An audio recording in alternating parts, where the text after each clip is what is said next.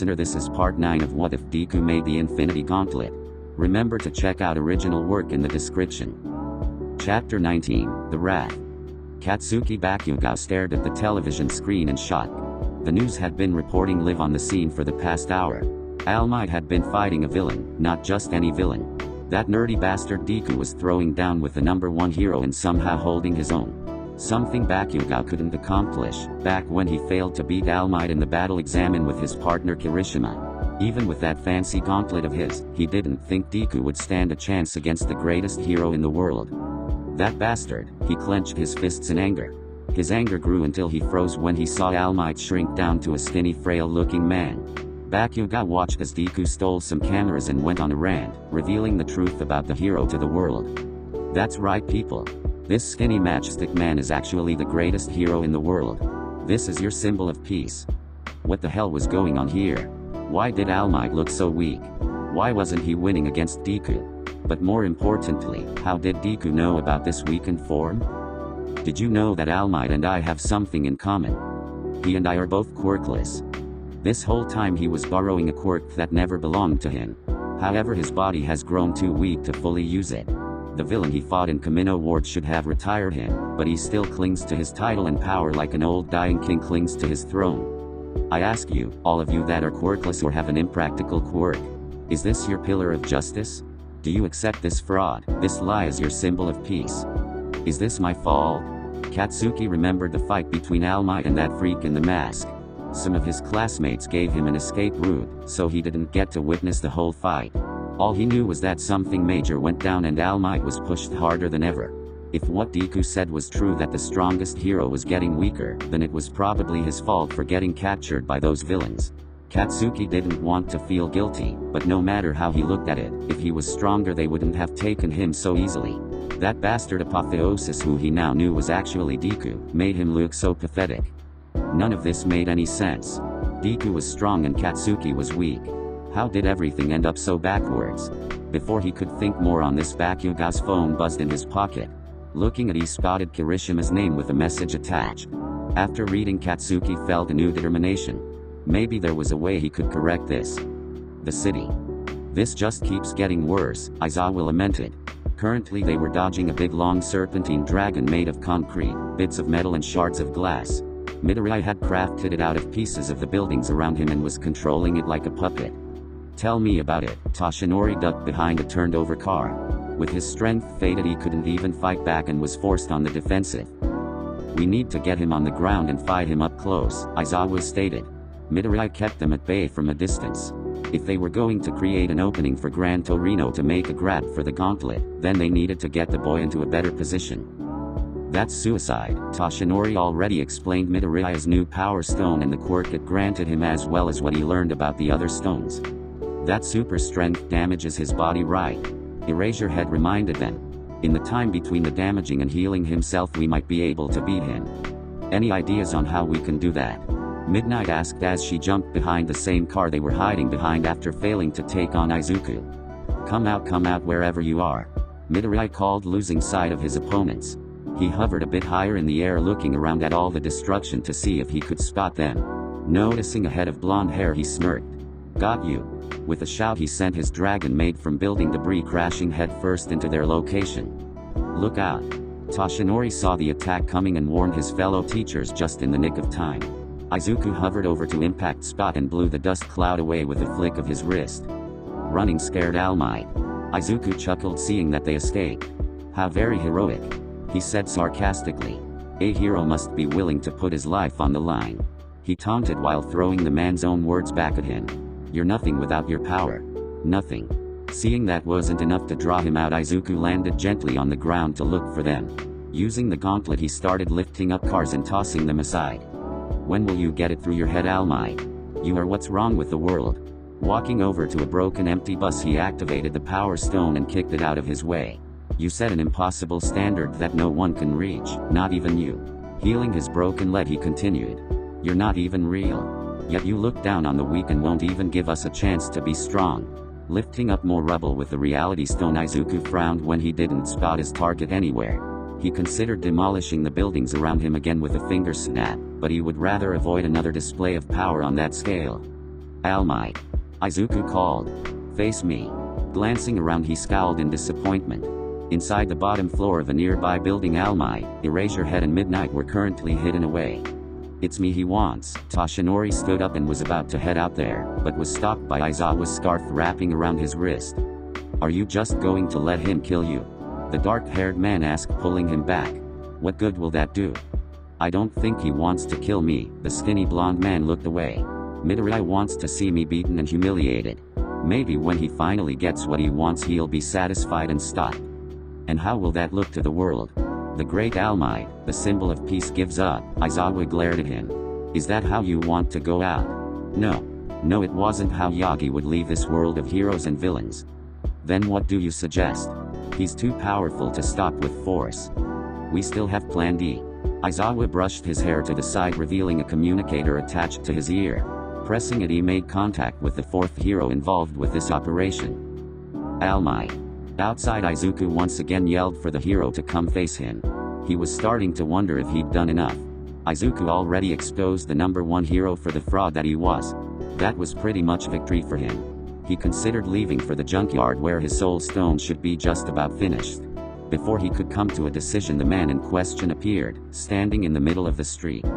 You want me? Here I am. Toshinori faced the young villain. It's about time. Izuku walked towards him. So All Might, ready to face your ultimate defeat? It will be a hollow victory for you. The man gestured to his true body. It doesn't matter. I've won. Izuku smirked, holding his arms out. No matter how you look at it, it's my victory. So much planning and research, just to get to this point right here where I reveal to the world the truth about you. He chuckled as kept a close eye on the hero for any attempts at trickery. Society will now lose all hope and faith, not just in you, but all heroes. Was that your plan? To crush everybody's hopes just because I crushed yours? Toshinori couldn't believe the boy was that petty. Then again, he met villains with far more childish motivations. Don't worry, I'll give them their hope back to them when I create a new hero-based society. I'm not a monster. He frowned, seeing that Toshinori wasn't understanding the bigger picture. Just leave. You have one for all in those other stones. You got what you wanted, so just stop. The gaunt man tried to plead with the kid again. Not until I prove something. He pointed his device at the man. I have to know for sure. Know what? The weakened hero asked. I need to know if quirks are really as great as everyone makes them out to be. Izuku's gaze turned sad for a brief moment. I need to know if I could have been a hero without one. He wanted to know if everyone was wrong about him. If he could beat the best, then they were wrong. He wouldn't be so useless after all. I'm sorry. Toshinori apologized again for what he said to the boy all those months ago. Oh, will you stop saying that? Izuku shouted while lifting the gauntlet high into the air in an attempt to bring a large amount of power crashing down on the hero. However, as soon as he raised it up, All Might made a quick hand sign behind his back. Aizawa, who was watching closely, recognized the signal and spoke into the communicator. Now. As soon as the word left his mouth, Gran Torino dashed out of his hiding spot like a jet. Flying as fast as he could, coming up behind Midoriya with his hand ready to grab the gauntlet and yank it right off. Out of the corner of his eye, Izuku could see the old man approaching in the reflection of his metallic device. Everything slowed down for him as his brain went into overdrive. He couldn't turn and retaliate, that would still leave him open, but there was one thing he could do. In an instant, Izuku activated the time stone and the entire area was encased in a yellow bubble, and everything inside except the caster of it was frozen in time. Izuku turned around to land furious green eyes on the old retired hero an inch away from touching his infinity gauntlet. Sneaky old man. While time was still frozen for a few seconds, he used a small portion of the power stone to chop the small man in the stomach. Time resumed as the bubble dispersed. God. Gran Torino gasped in pain as the force of the blow caught up with him. Izuku flash warped behind and grabbed him by his cape, holding him up in the air. You may be fast, old man, but as long as I can stop time, it doesn't matter how fast you are. Izuku chuckled. What just happened? Aizawa and Midnight were confused. A flash of yellow, and then Gran Torino was doubled over in pain when he was about to secure victory for them.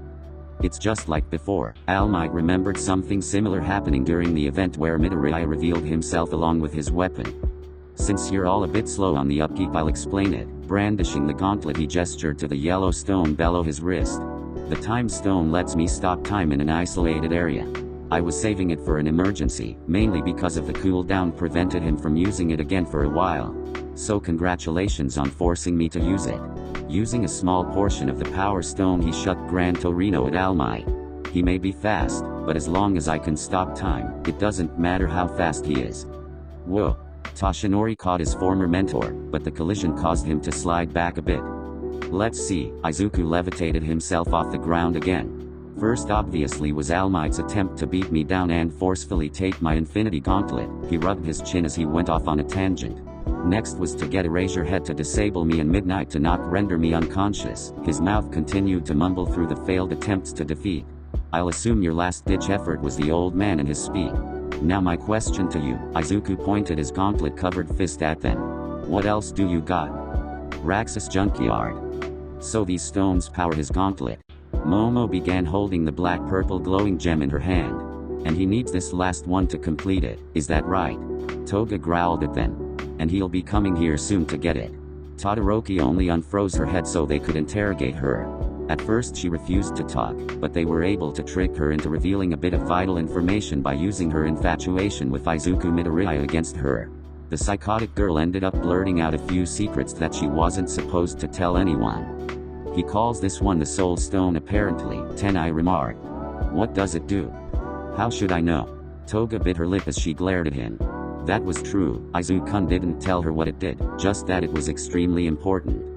I think we're missing the important thing here guys, Kirishima started as he quietly put his phone away without them noticing. We have this stone and Midoriya doesn't know we have it. He's right, let's take it the authorities, Momo nodded. Even if they can't figure out what it does they might be able to keep it out of his hands. Or, hear me out, Kirishima trailed off. What if we used it against him? Has he gone crazy? Tsuyu bluntly asked. Use how? Momo questioned him. You're not seriously considering this? Tenai exclaimed. If this stone is the strongest, maybe its power can trump the others and defeat Midoriya when he arrives, Todoroki spoke up. Is that what you're getting at? I can't believe I'm hearing this. Tenai looked over to Ochako who was staring off into space and thought. What about you Eureka? I think, she turned to face them. We should stay here and stop him. Truthfully she still wanted the chance to speak to Izuku. Now that she had backup with her, if things went south they could defeat him together. From what I've seen this Izuku Midoriya has been one step ahead of the heroes, but now we're ahead of him, Momo said confidently while looking at the stone in her hand. We can catch him off guard. Todoroki also seemed on board with this plan. That's the spirit. Kirishima smiled. Who else is in? I think this is a bad idea, but a worse idea would be ditching you to fight him by yourselves. Tsuyu reluctantly agreed to stay and help. As much as she didn't like it, the more numbers they had against Midoriya the better. The only one left to convince was the class rep Ida. They all turned to look at him expectantly, as if waiting for his side of the argument. This is crazy, Tenai glared at them before his eyes softened.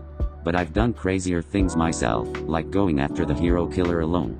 Now that everyone was on board they went outside and started coming up with plans and ideas to combat Midoriya when he arrived. Hey. Himiko was left frozen from the neck down. The group ignored her and left the girl there till they decided what to do with her later. Back to the city. Swirling above the center of the wrecked street, a large cloud of glass shards and dust churned and twisted about. Izuku floated in the center of it all, controlling the vortex by moving his arms around like a conductor leading a symphony. How are we supposed to get to him? Aizawa shouted as he dodged a tendril of broken glass that whipped out from Cloud. I have an idea. Toshinori called as he ducked. Get him on the ground in an open spot, I'll handle the rest. He still had some of one for all left inside him. All had to do was activate it at the right time and deal a decisive blow. Unfortunately Midoriya was smart enough to fight them from a distance. His skills and powers with the gauntlet were growing every minute. Here and now was the only chance they had to stop him before it was too late. I'm going in. Gran Torino charged the vortex of glass and dust. Izuku just smirked seeing him coming and launched waves of shards at the old hero. The man swiftly dodged each attack until he made it to the center where he attempted to kick the boy in the head. Nice try. Izuku blocked his foot with his gauntlet and blasted Torino backwards, but was unprepared when Eraserhead's scarf and Midnight's whip both wrapped around his legs while he was distracted and started yanking him towards the ground. 1, 2, 3, pull. They both began dragging him down with all their strength. The green-haired teen was momentarily caught off guard by their tenacity and gasped as his back hit the ground, knocking the wind out of him. "Alright, that's it." Izuku jumped back to his feet and was promptly kicked off them by Gran Torino. It seemed they were keeping the pressure on and not giving Midoriya a chance to retaliate. Enough. Using the reality stone, he blew everything around him away, forcing the heroes back. "I'm ending this now." Pointing his gauntlet-covered fist at the three heroes. "Hold the phone, there were supposed to be four. Where's All Might?" Realization dawned when he felt a presence directly behind him. Izuku spun around to blast the hero with his device. As soon as he turned, a large muscled hand gripped the gauntlet by the wrist. All Might held tight, having only this one chance while his strength briefly returned. "I'm sorry, Midoriya." Cocking his other arm back, he prepared to end this in one blow. Texas. Smash. Izuku's eyes widened, seeing the first coming right at him. The time stone wouldn't help him here. While someone was touching him, they would be immune to the time-freezing quirk. The punch connected, sending Midoriya crashing through the street, kicking up chunks of rubble as his spinning body skipped across the ground. An explosion of dust and debris erupted where he landed, defeated and most likely broken. Silence permeated the air as everyone held their breath, expecting the young villain to get back up. When he didn't, they all sighed in relief.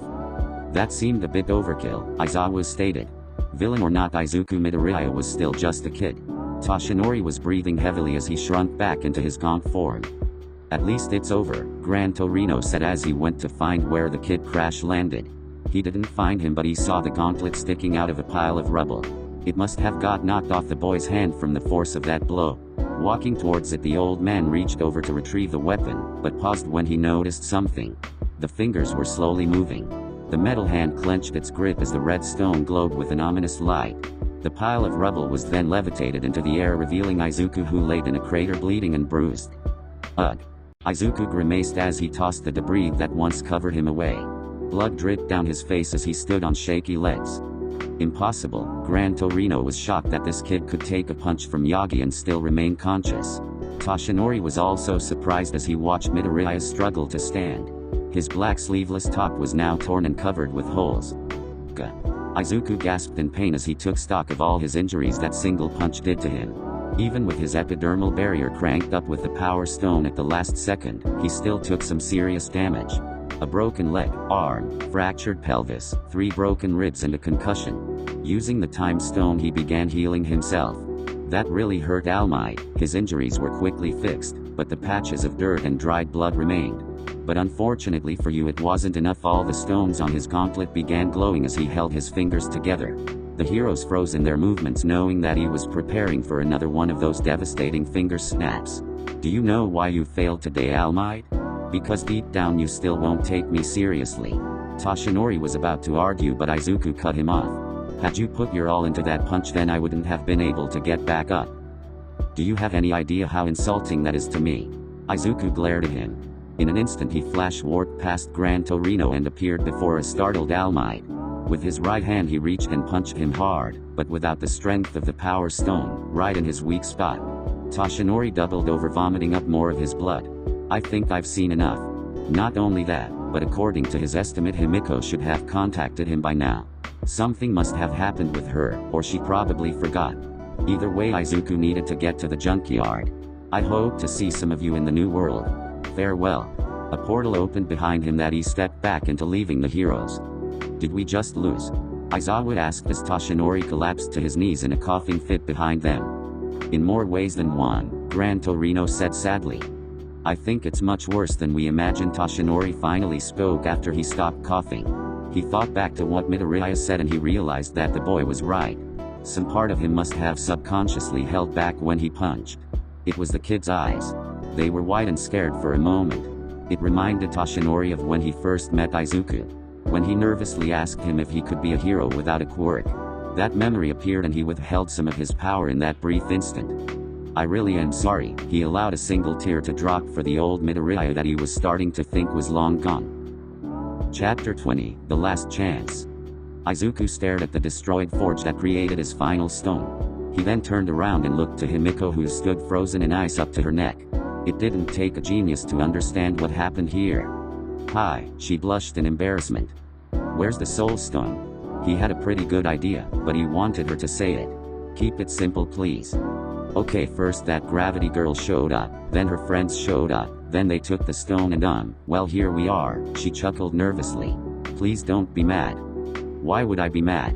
Izuku smiled pleasantly despite the unfortunate situation he found himself in. I don't blame you. I blame myself, he sighed. I didn't think anyone would discover this place, let alone a bunch of UA students, but how did Eureka find out about? No matter, they won't get far. If you get me out of this ice I can help you get your stone back. Toga fluttered her eyes at him. Izuku-kun. No, I think you've done enough. Izuku dismissed her and opened a portal behind her. Wait. I'm still frozen. Himiko reminded him. Ask Dabi to thaw you out. The green-haired teen gently pushed her through and closed it. He then opened another portal that would take him outside the old abandoned smelting plant to the junkyard. Once he was out he started walking around. I wonder how far they got. Izuku kept walking until he walked right past Shoto Todoroki sitting on an old car.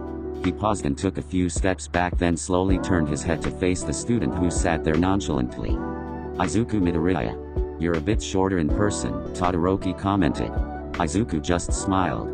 Shoto Todoroki, son of the number 2 hero Endeavor. Quirk, ice and fire, this was just too perfect.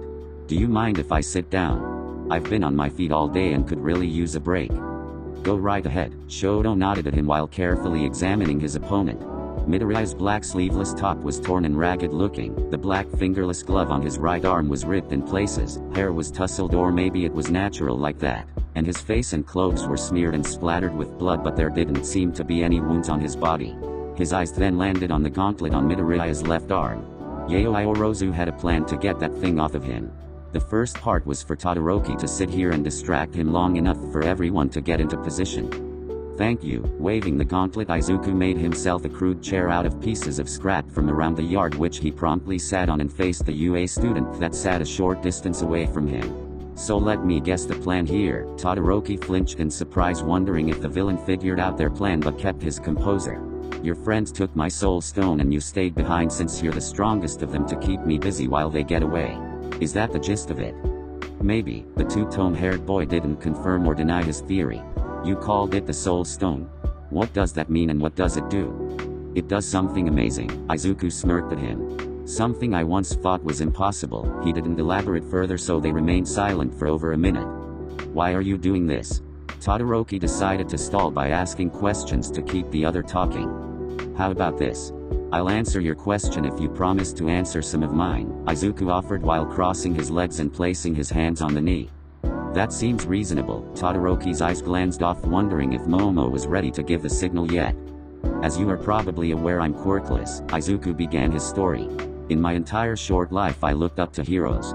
It's not really my fault. The world glamorizes the profession so much that every child wanted to be one. He paused with a light chuckle. Even after I was diagnosed as quirkless I didn't give up. But you did when you became a villain, Todoroki brought up. When I met All Might, the hero who gave me hope, and found out the truth about him, that he's a fraud, that the world was broken, I decided to fix it. Izuku frowned. I just couldn't leave things as they are. And how are things? The student asked. How are things so bad that you had to go down this path? This isn't a world of heroes and villains. It's a world where the strong are rewarded simply for being strong and the weak are discarded. Todoroki wanted to argue, but Izuku continued. Would you believe your teacher All Might saw no value in me simply because I don't have a quirk? That can't be true. The ice boy did argue against that. But it is. Izuku smiled sadly. Back before I became Apotheosis I actually got to meet All Might and had interesting conversation with him. I asked if it was possible for me to be a hero without a quirk. He said no, that it wasn't possible, but the sad irony is that All Might is quirkless himself. He's only borrowing someone else's power. He kept talking. So even the number 1 hero doesn't believe that hard work, courageous spirit and determination makes a hero. It's all about power.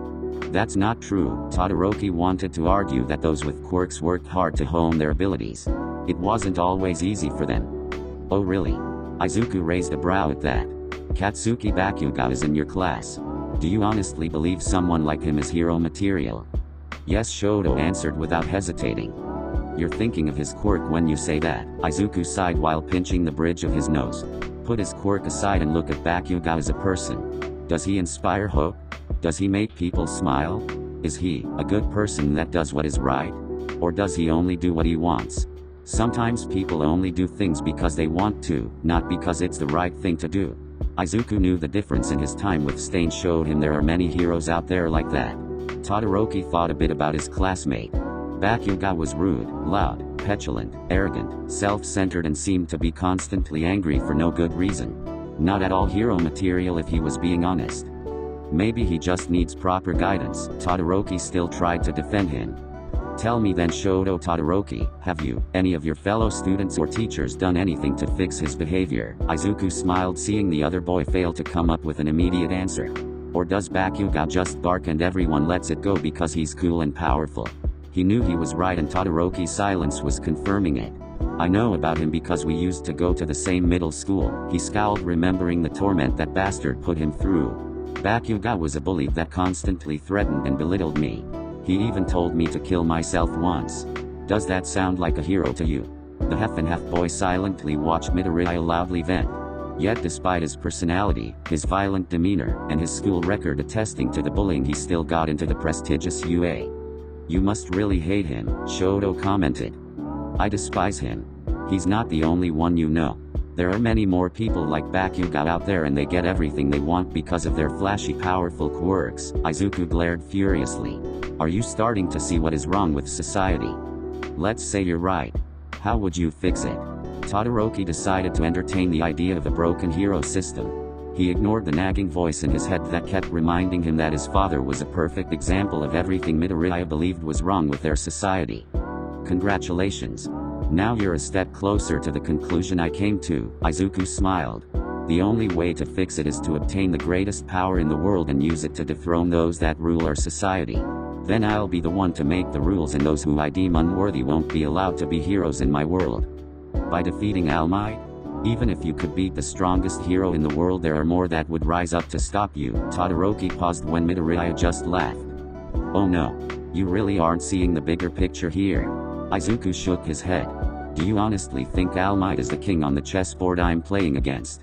He was seeking to overthrow the ones above even him. But enough about me and my evil plan. It's time you answered some of my questions. Izuku stared at him with his big green eyes. Why do you never use your fire quirk? Shoto remained silent. Come on. Think of me as a friend, talk to me. We're not friends. You're a villain, so that makes us enemies, Todoroki corrected. Calling us enemies implies that you're a threat to me, Izuku scoffed at him. Which you're not right now. Plus we have some time to kill before I hunt down your friends like dogs and take my stone. My father, Todoroki paused before deciding to continue stalling. Is the number 2 hero endeavor. Yes I know, Izuku chuckled. He had done his research after all. For years he's been obsessed with beating All Might and cares for nothing but that goal, Shoto explained with a solemn tone. That rings a familiar bell. Endeavor sounded a lot like Kaken. When he realized he couldn't do it he decided to create a child that could surpass All Might for him. He married my mother for her quirk with the hopes of having child with both of their quirks. Todoroki's frown deepened at the memory of his mother. I'm the 4th of his offspring. Let me guess, you were the lucky one to be born with both. Izuku asked sarcastically. I wouldn't call it luck, Todoroki scowled. He put me through hell. Training me day and night, just so I could surpass All Might. Did he do this to you? Izuku asked while touching the left side of his own face, pointing out the other scar. No, this was done by my mother when she finally couldn't take living with that man anymore, Todoroki sighed sadly. She called my left side unsightly and after the incident my father had her locked up in a hospital. Ever since then I vowed to be the number 1 hero without using my left side. I'll deny him what he wants most. At that Izuku let out a loud chuckle. Deny him? By giving him what he wants. The green-haired boy smirked. That's stupid. If you really wanted to get back at your father then you wouldn't become a hero. That would be the ultimate revenge if you ask me, but no, you're doing exactly as he planned for you except you're only hurting yourself. I don't expect you to understand, Todoroki said. Because I'm quirkless, right? I can't possibly understand the pressure of having a pro hero as a father or to be blessed with such great quirk, Izuku spat with disdain. You have so much power and yet you're squandering it because of some daddy issues. How pathetic. I guess we can't see eye to eye. Todoroki got up from his seated position having heard Yayoi Orozu's subtle message through the communicator in his ear. Good, everyone is in place. Are we done talking now? Izuku also stood up with a mocking smile. And we were having such a wonderful conversation. Ice gathered around Shoto's right arm as he prepared. Come now.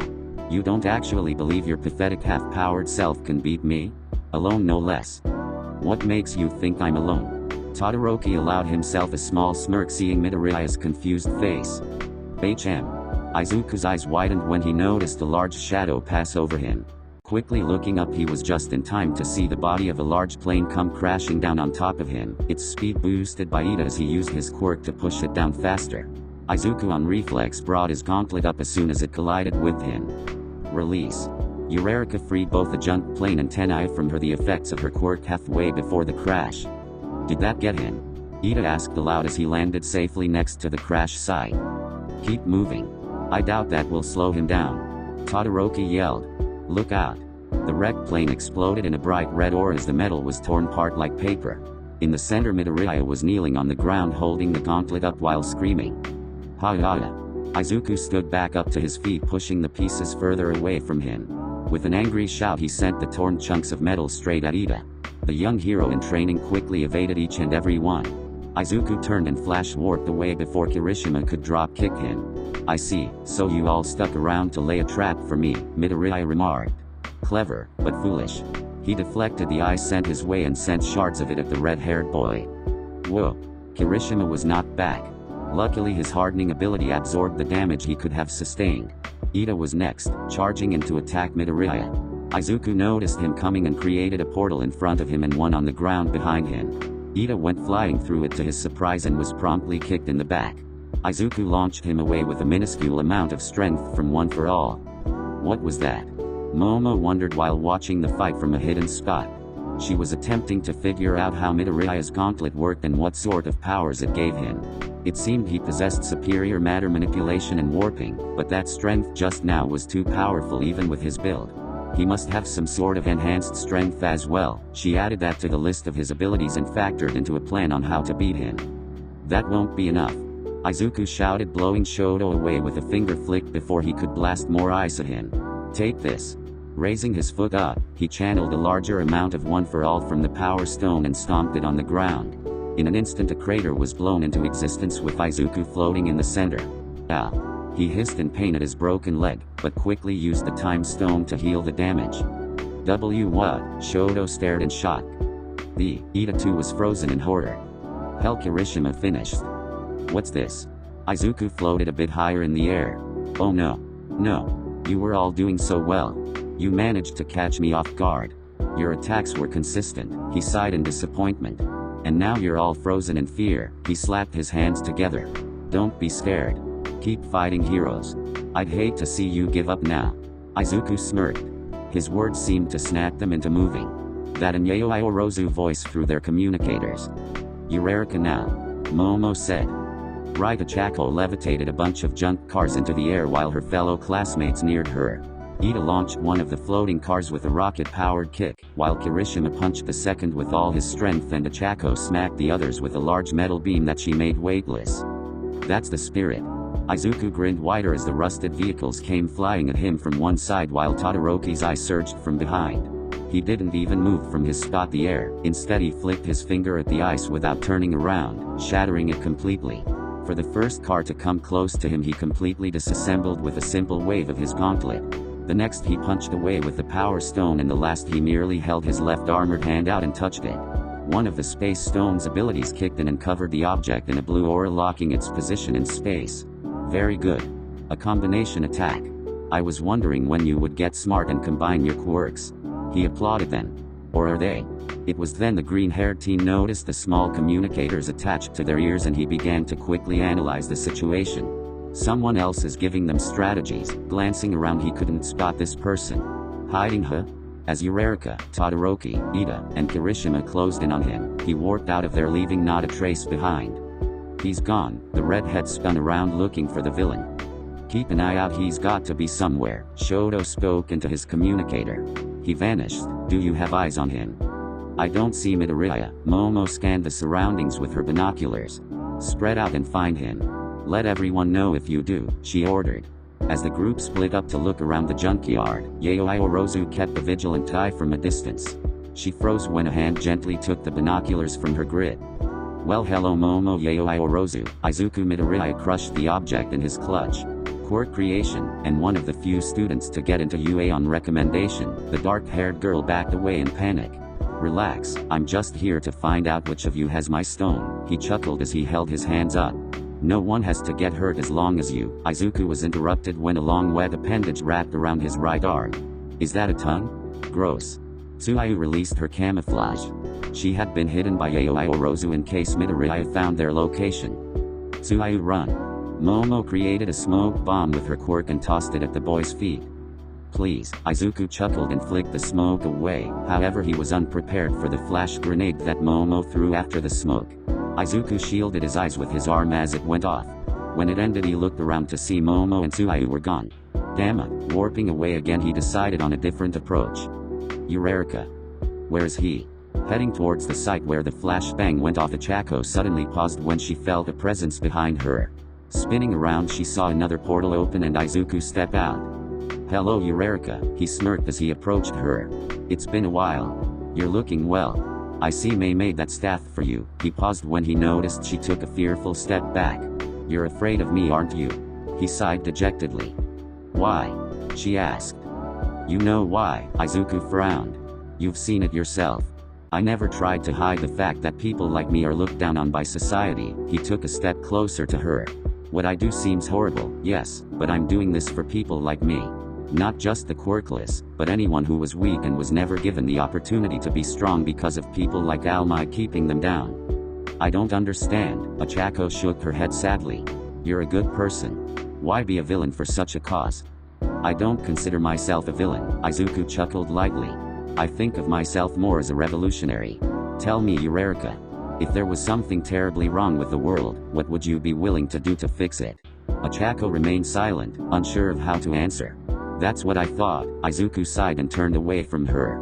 How can you call yourself a hero if you're not willing to sacrifice everything for the greater good of the world? Wait. She reached out to grab his shoulder only for her hand to be repelled away by his power.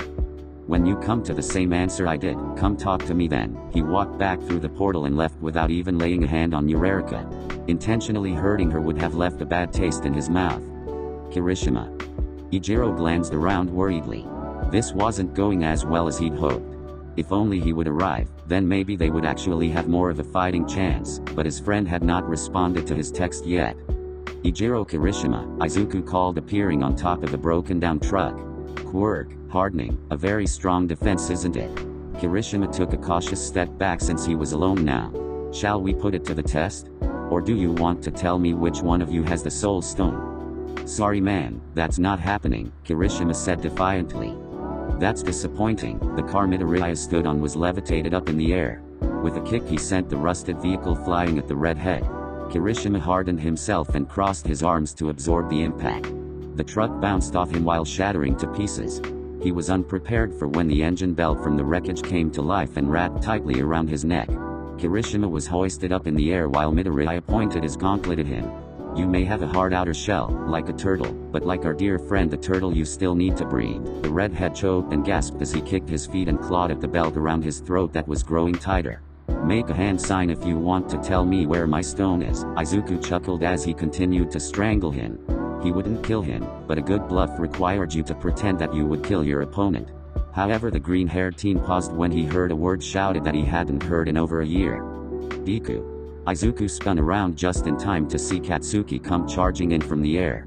With a smirk he released Kirishima and put up a barrier to deflect the oncoming explosion. Bakugo leaped back. You bastard. It seemed Katsuki came prepared dressed in his hero costume complete with his grenade gauntlets. Kirishima smiled in relief that Bakugo had got his message and came to help. Well, if it isn't Kaken. Izuku chuckled. And here I thought today couldn't get any better. Reaching out with the gauntlet he attempted to crush the boy who bullied him where the brat stood. Quick thinking is the only thing that saved Bakugo as he launched himself out of the area with a blast from his hands. A prime example of what is wrong with the world is delivered right to his karmic justice. Izuku smirked widely. I couldn't have asked for a better gift. I'm going to kick your ass so bad they'll have to pick up pieces of you all over this junkyard. Bakugo responded with a grin of his own. He didn't like this. The old Deku was always terrified of him as he should have been, but this new version of Deku wasn't even flinching. It really pissed him off. Trying to act tough even though you're still a quirkless loser. Let's see if you're a match for a quirkless loser and his Infinity Gauntlet. Katsuki came charging forward at him with his right arm about to attack. Izuku tilted his body to the left before it reached him and grabbed a hold of it with both hands, flipped him over his body and slammed him into the ground. Katsuki coughed as the air was knocked out of his lungs. Still starting with the right hook, I see.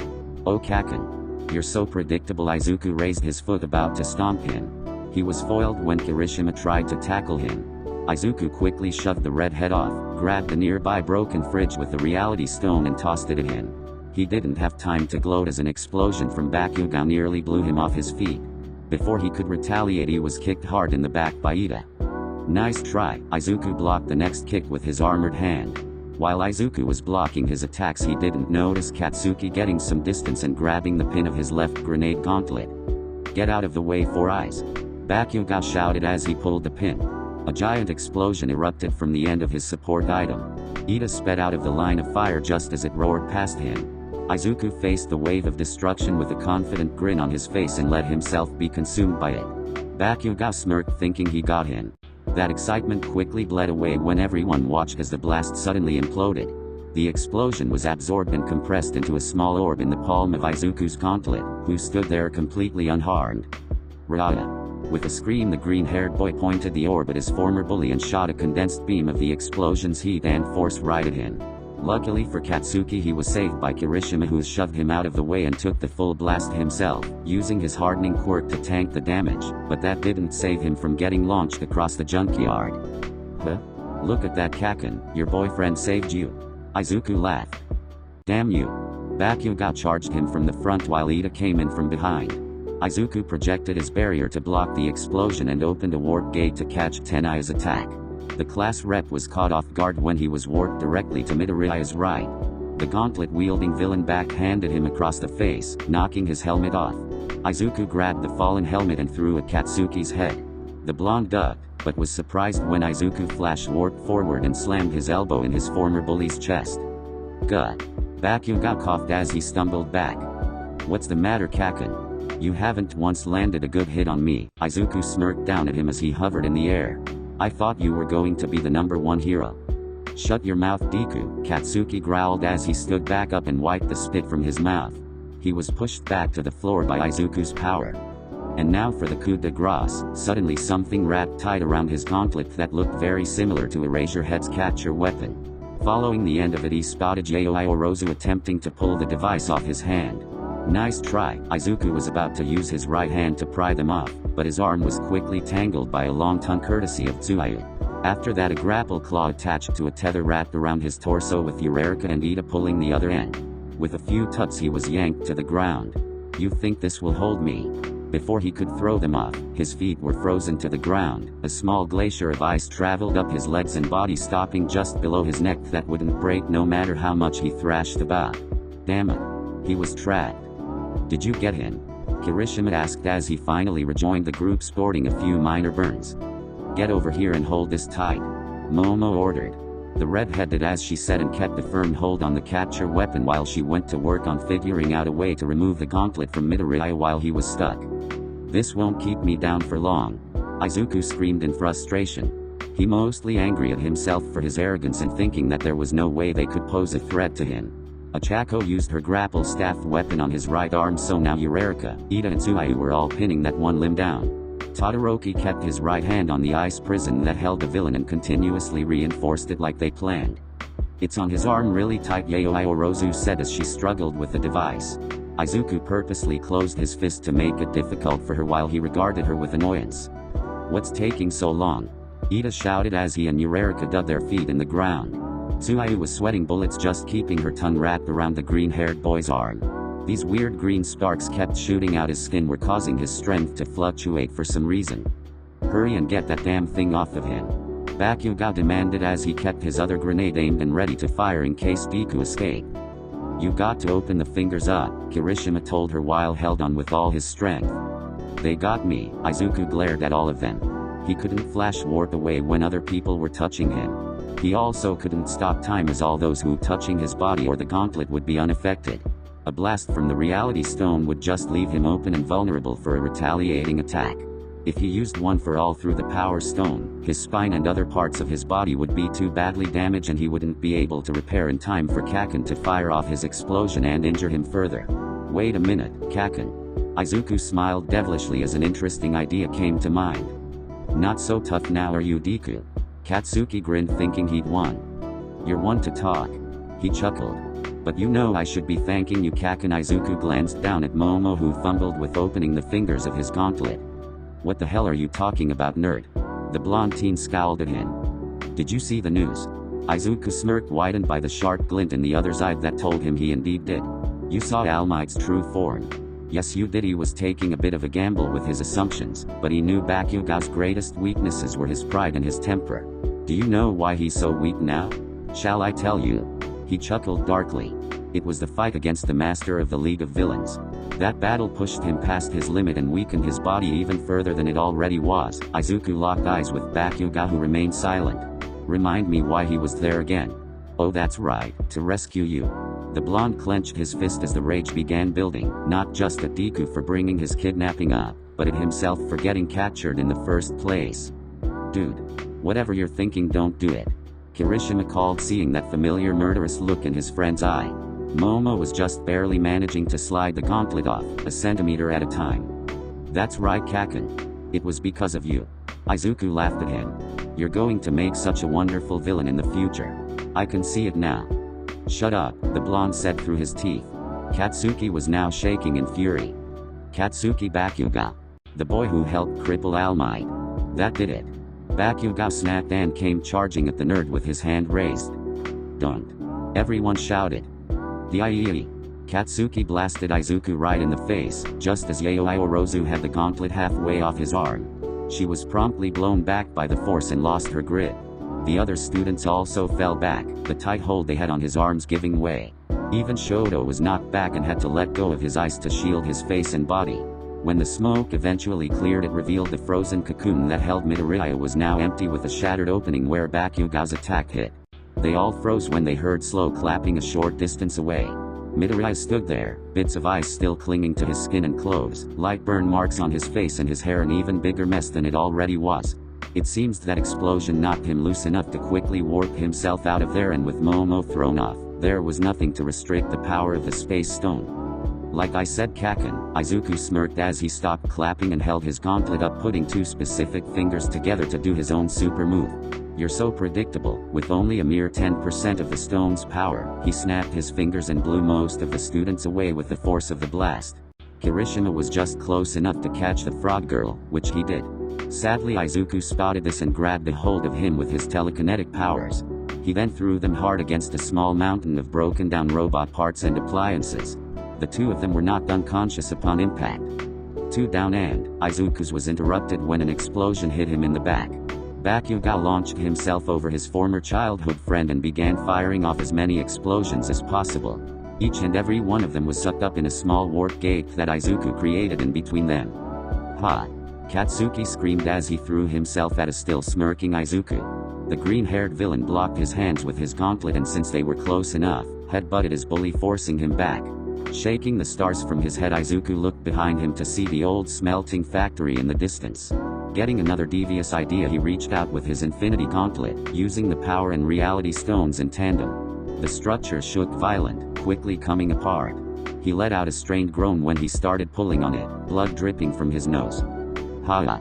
Izuku shouted at the top of his lungs as he yanked his arm towards the blonde, sending big chunks of the large abandoned building flying across the junkyard straight on top of Bakuga while he warp-gated away. Shit! Katsuki cursed as he tried to dodge the falling debris, but wasn't quick enough and was swept up in the impact. Scraps of metal and junk rained down upon the whole area. Tenaya. Ida swiftly dodged the falling debris while carrying a Chaco on his back. The girl was unconscious after suffering a head injury. He decided to get her to a safe area away from all the chaos before going back to retrieve the others and get out of here. It seems they severely underestimated Midoriya's power. Suddenly he tripped and fell forward. The very dirty Ranon turned soft like quicksand and sucked his foot in. Eureka flew off his back and was quickly caught by Izuku. Tenai Ida, a pleasure to see you again, Izuku greeted while carrying the girl in his arms. Ida struggled as he was pulled into the ground up to his knees. Apotheosis, the engine boy glared at him. You can call me by real name, you know. Izuku smirked down at him. He gently placed the Chaco on the ground, then went back to slowly sinking Ida into the earth. Why? Ida exclaimed. When you saved me from the hero killer, you taught me how a real hero should act. He was up to his waist now. Was all that talk about creating a true hero just a lie? Izuku frowned as he remembered that. Answer me. Ida was nearly underground at this point. That's still my one true goal. He stopped sinking the boy when he was up to his neck, leaving him room to breathe but not escape. I want to put an end to this broken hero society and create a new, better one. There's nothing wrong with this hero society. Tenaya tried to argue. You only say that because you're still blind to the truth. Izuku turned away and placed his gauntlet on Achako's unconscious head, making the boy flinch and fear what he would do to her. For once in your life, Tenaya, look around. Actually look with your eyes and you'll see what's wrong with this society. Izuku used the time stone to heal the head injury that Achako sustained and left her there without harm. When you come to same conclusion I did, come talk to me then. With those parting words he opened a warp gate and stepped inside. Shoto. The youngest Todoroki desperately froze all the incoming wreckage while frantically gazing around for any of his fellow students. They could be buried under a pile of rubble and metal for all he knew. He paused when Midoriya appeared through a portal before him. I think it's time we continued where we left off, Todoroki. Izuku smirked deviously. Shoto glared at his enemy and fired as much ice as possible at him. The messy-haired villain raised his gauntlet-covered fist up, channeled one for all through the green stone and punched the incoming ice, shattering it like glass. Damn it, Todoroki tried again, this time shooting ice at him in an arc. Izuku raised a brow at the minor change, but it still wasn't a threat to him. He merely pointed his open hand and used the reality stone's power to instantly melt the ice into water. He also manipulated that water into bubbles just to mock the half-and-half boy. That all you got, Todoroki? Izuku taunted him. Where's the fire? I refused to use that bastard's power. Shoto would deny his father to the very end.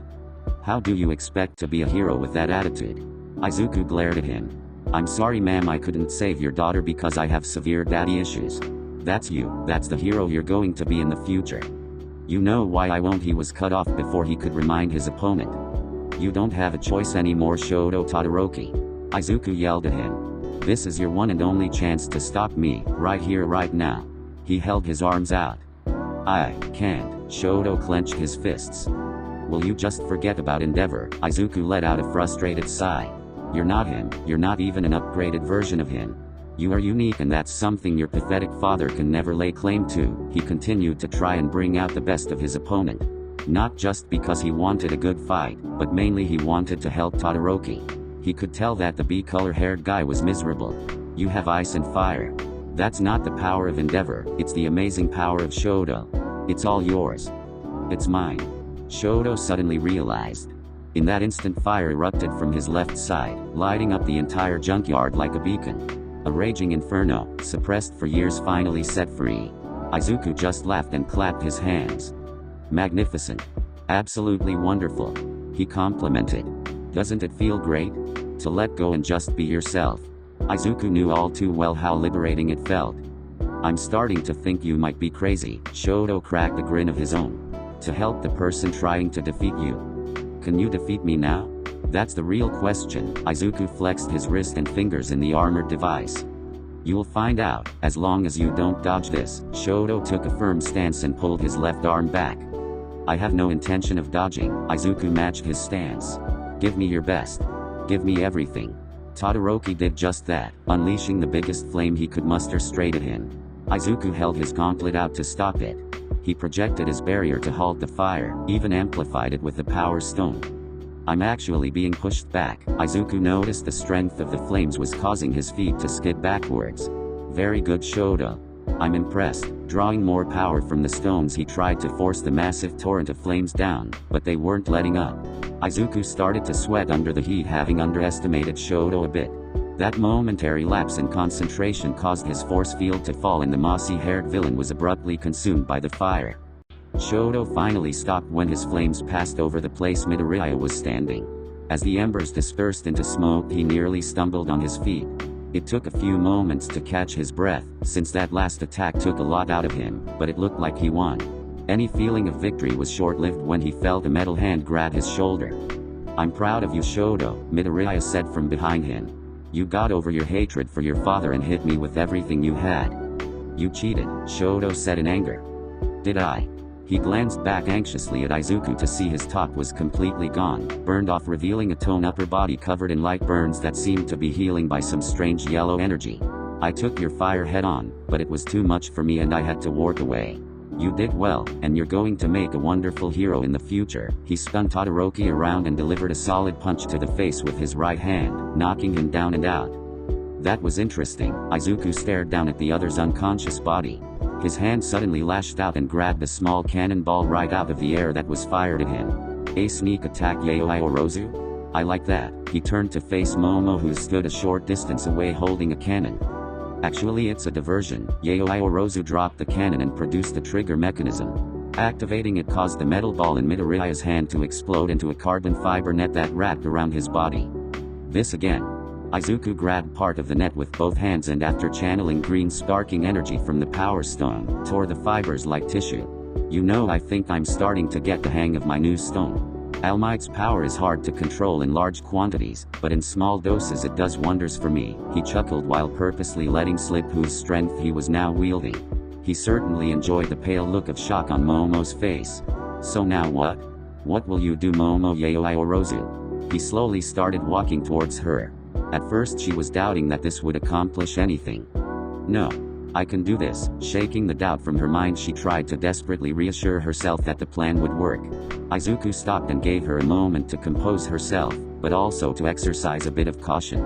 He honestly didn't see her as much of a threat, but after these students had managed to pin him down, he decided to keep an eye open for any traps. Momo took a deep breath and removed something glowing from her pocket. Izuku's eyes narrowed, finally seeing his soul stone. "What are you up to?" he wondered as she pointed her bare hand at him.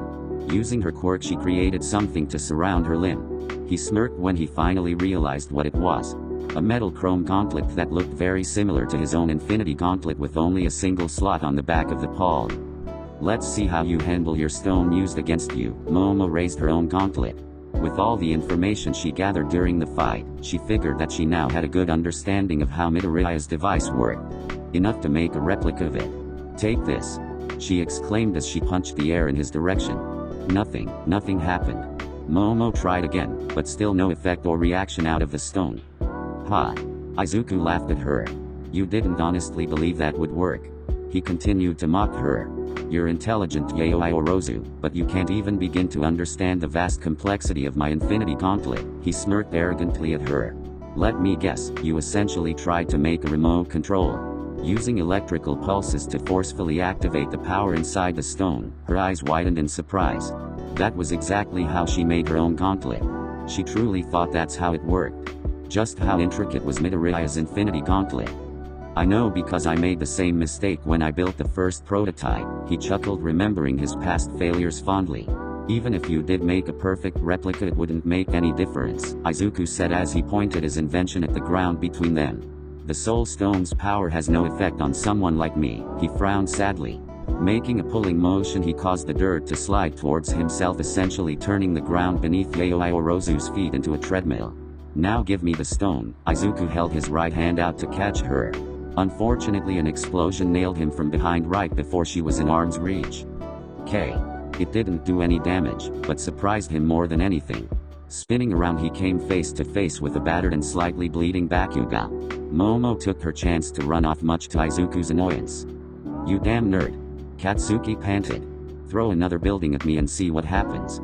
He was able to dodge some of the raining debris, but the rest he had to put his quirk into overdrive just to survive, and even then he still took a few hits. "I thought you'd be fine," Izuku smirked. "How do you expect to surpass All Might if you can't handle that much?" "Just shut up already," the blonde growled out. "No," Izuku glared at him. "The time you can talk down to me is over." He faced his former bully with confidence. "You know, Kaken, the same day I understood the truth about All Might is the same day I understood the truth about you." The other boy just stared daggers at him. "You're just a child playing at being a hero. That's all you've ever been, and that's all you'll ever be. And what are you? Just a crybaby that's throwing a fit because he couldn't be a hero without a quirk." Bakuga yelled back while Izuku just laughed at his insult. I have no interest in being a hero anymore. I've got a much greater goal in mind, he said. I'm going to create a new hero society and you Katsuki Bakuga won't be part of it, he chuckled darkly. They won't even remember you by the time I'm done. Katsuki fumed and came charging at him. Come on. Izuku braced himself and held his gauntlet out to guard against the explosion he knew was coming. The blast created a large smoke screen that obscured his vision. Katsuki managed to knock him back into a wall of scrap behind Midoriya and proceeded to hammer him with more explosions. Do you remember me now? Bakuga screamed as he continued to blast him. Having enough, Izuku powered through the explosions and punched him square in the cheek. The blonde's face met the dirt from the strength of that fist. Izuku marched towards while Bakuga pushed himself off the ground and spat out the blood from his mouth. Is that it? Izuku smirked at him. Katsuki snarled and launched himself at him again. Using his quirk, he propelled himself around the villain in an erratic pattern, hoping to attack a vulnerable spot. He was sent flying again when a large truck tire came at him out of nowhere. Oops. Izuku chuckled. With a shout, Bakuga leaped to his feet, blasted himself straight at Midoriya while dodging the pillars of earth that emerged from the ground. Spinning his body, he managed to kick Midoriya in the head, then plant his boot on the boy's infinity gauntlet, keeping it pinned to the ground while the blonde threw an explosion point blank in his face. Izuku felt something wet on his cheek as the smoke dissipated. Reaching up with his other hand, he felt a small cut there, not even worth healing with the time stone. All that for a drop of blood.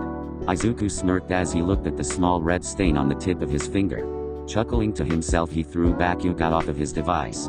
Katsuki stumbled back, giving him the opportunity to rush in and deliver multiple empowered punches to the hero student's face and stomach. Bakuga tried to shield himself with his left arm, which caused the grenade gauntlet to be shattered with one punch. With a powerful uppercut, he sent Katsuki sailing through the air. Look at you go. Izuku clapped his hands in mock applause. Bakuga struggled to stand back up on his feet and shake the dizziness from his mind. Wouldn't it be easier just to stay down? You can't beat me, Kaken. No matter how hard you try. I thought I told you to shut up, you damn nerd. Katsuki spat as he finally steadied himself. I'll beat you. Heroes are always win, so that's what I'll do. He shouted with resolve. He wouldn't let Deku beat him no matter the cost. So then, Izuku's face darkened. If you can't win, by your own logic that would mean you're not a hero, right? He chuckled before smirking at the spiky blonde-haired teen. What makes you think you even deserve to win? Do you know what you are, Katsuki Bakuga? Izuku paused before listing off all the other boys' failures. You couldn't beat that slime villain, you lost to me once before at USJ, you couldn't make Todoroki use his full power at the sports festival, you failed to beat All Might in your exam, you got captured by the League of Villains, and you failed your provisional license exam. Do you know why? It's because you're a loser. Bakuga's eyes widened. You've always been a loser.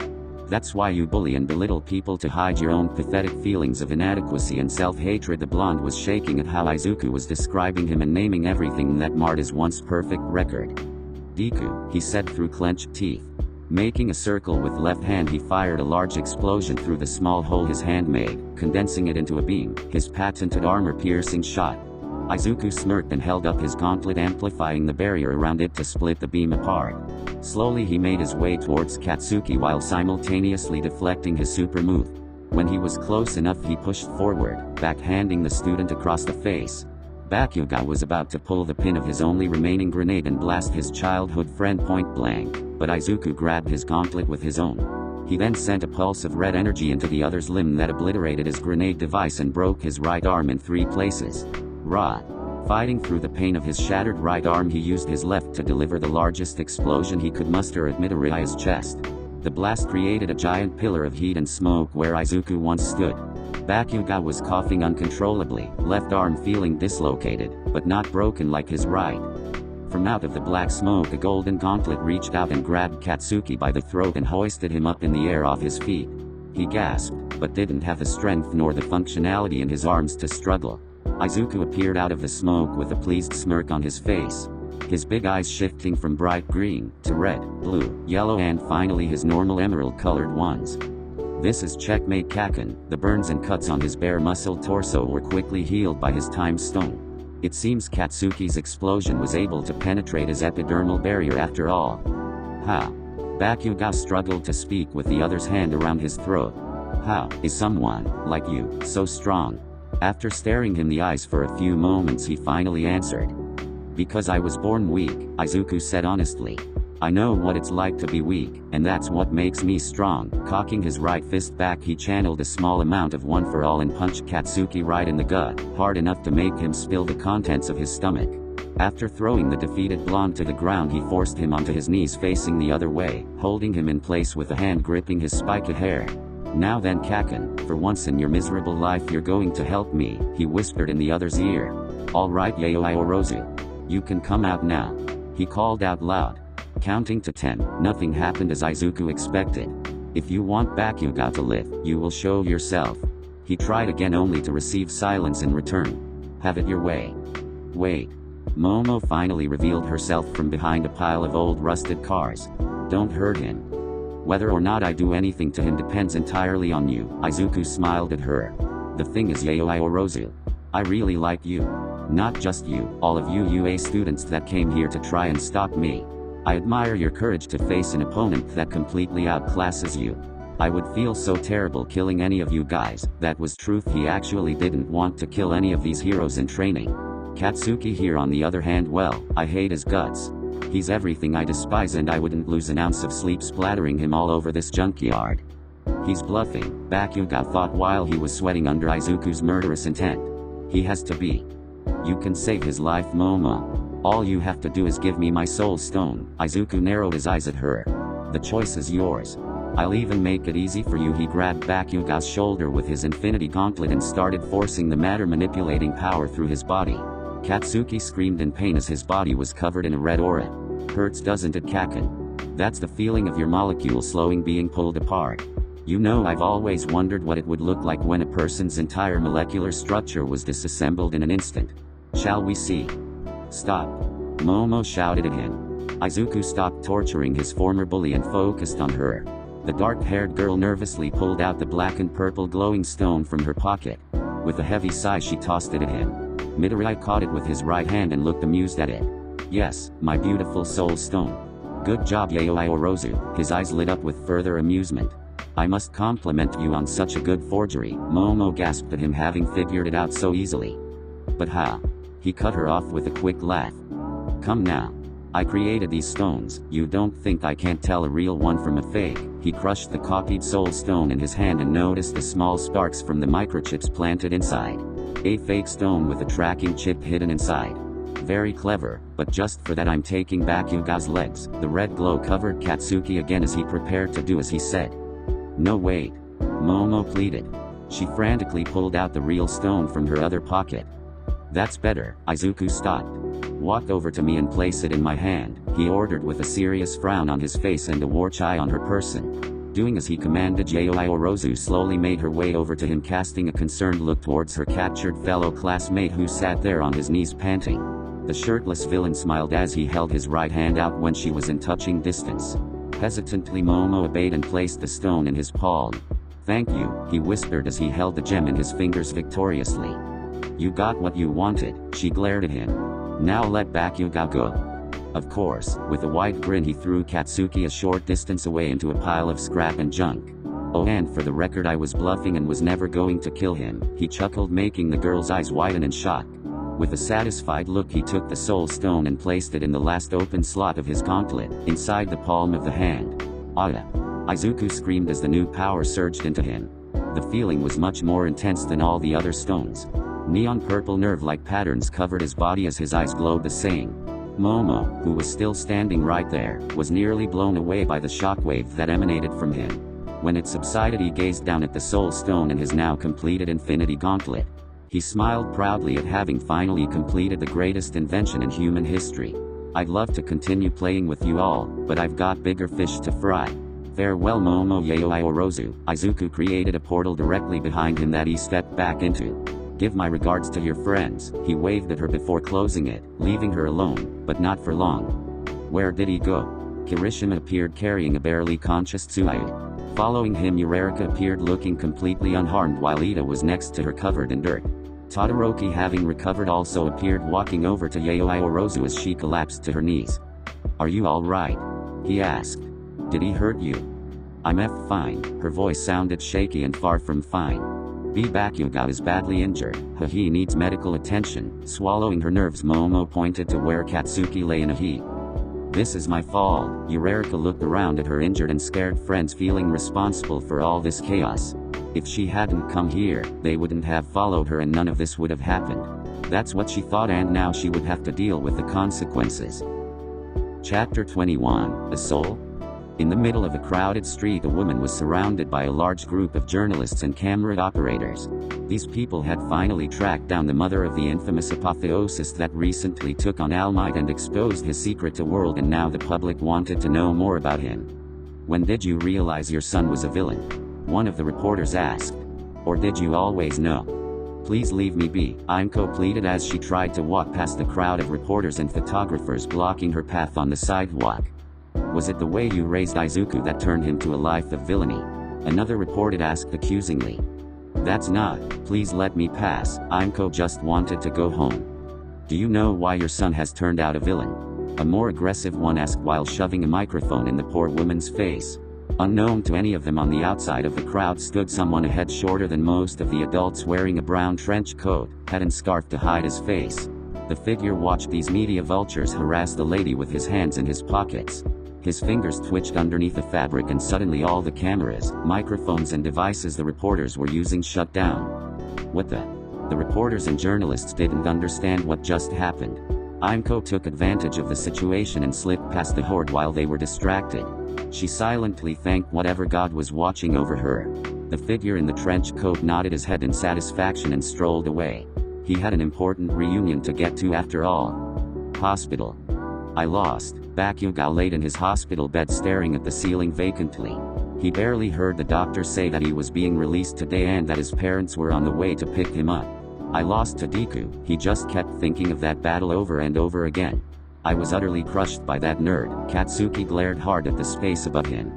You've seen better days, Kaken. With a startled flinch, Bakugo turned to see Deku sitting in one of the chairs his parents used when they visited. The nerd looked exactly how he did during their battle. Shirtless and covered in dirt and blood spatters, with his gauntlet strapped to his left hand. Tell me, does it hurt? Does it sting? To be so utterly useless, Izuku chuckled. Maybe we should start calling you Deku. Katsuki stared daggers at him. Shut the fuck up, he shouted. Leave me alone. Oh, Kaken. Izuku stood up and smirked down at him. You're already alone, he chuckled. You've got no one. Even me, your mortal enemy, has long since surpassed and left you in the dust where you belong. Stepping closer to the bed, he leaned over, getting right in the blonde's face. If you really want to beat me, take a swan dive off the roof and hope you'll be reborn with a better quirk. Bakugo suddenly snapped awake. His wide red eyes spanned around the room. He realized it was just a dream and calmed himself down. Still though, those last words Deku said in his dream continued to haunt him. Across the city. Gamma, an amorphous blob of green sludge, cursed. His gooey body was pressed against the wall of the alley.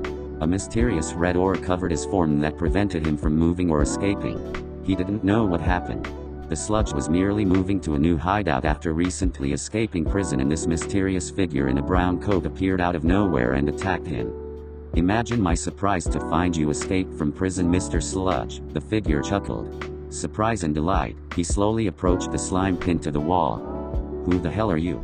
The villain demanded. It's only fitting that I test my stone on the villain that helped start my journey, Izuku smirked, removing the head and scarf. Plus I need to see if this works on mutation types after all. It's you. The sludge remembered this kid from the day he got splattered by All Might over a year ago. That's how he got arrested in the first place. Don't worry, this won't hurt me. Izuku reached out with his infinity gauntlet and grabbed the only solid part of the villain's body, his eye.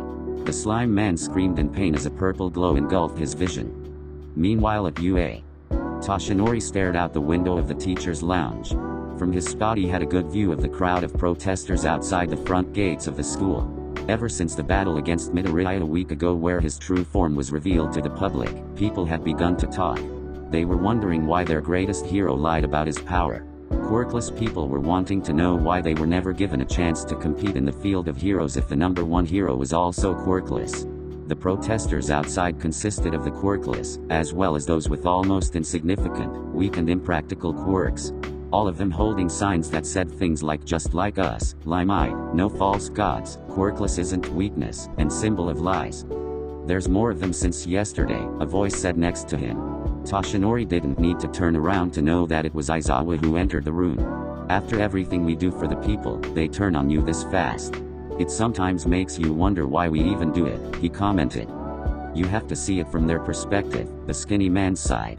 "Many people who lack a quirk or have an impractical quirk who had dreams of being a hero just like young Midoriya did, and just like him were denied a chance to even try." He stared sadly at the protesters.